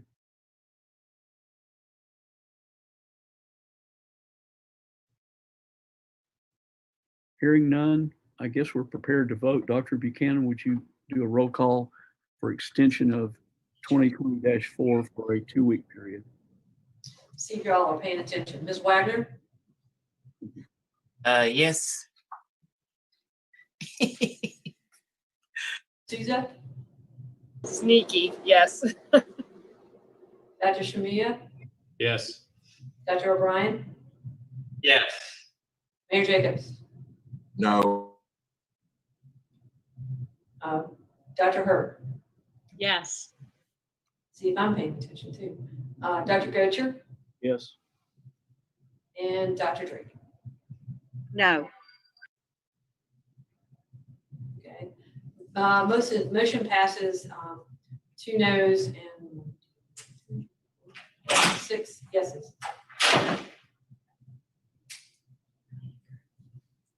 I guess I would point out, if we have information that comes up that we may wish to change this per what Dr. O'Brien was talking about in terms of education, this can always be revisited next week and changed if we need to. Any other discussion on 2024, 2025? If not, we can move to other businesses, the sort of the last thing. any other business? One point that I think was brought up, or maybe we talked to Mr. Sanders about, was how we conduct the public forum. And Mr. Sanders, if you want to kind of go over a little bit about what the county commission does and what the rules fall on us, and then how we can change those rules if we need to. Sure. Can you hear me? My screen keeps freezing up. I'm not sure whether I'm being heard audibly or not. Yep. Okay. As long as you can hear me, I'll not worry about my screen then. The county commission holds public, basically the county commission's rules say that they will have public forum at every meeting, and they have public forum both at the beginning of their meeting and at the end of their meeting if there's anybody who wants to have it then. That is, they don't guarantee everybody a slot at the beginning of the meeting. They allow some people to speak at the beginning, and then anybody who doesn't speak at the beginning can speak at the end. And actually, I think county commission also allows for them to speak during the meeting specific agenda items. I'm not sure that's in their rules, so that's just a matter of convention for them. But if you all want to change that, you can write your own rules. And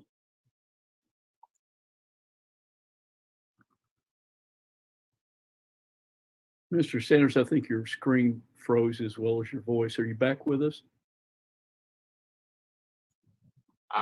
no, not yet.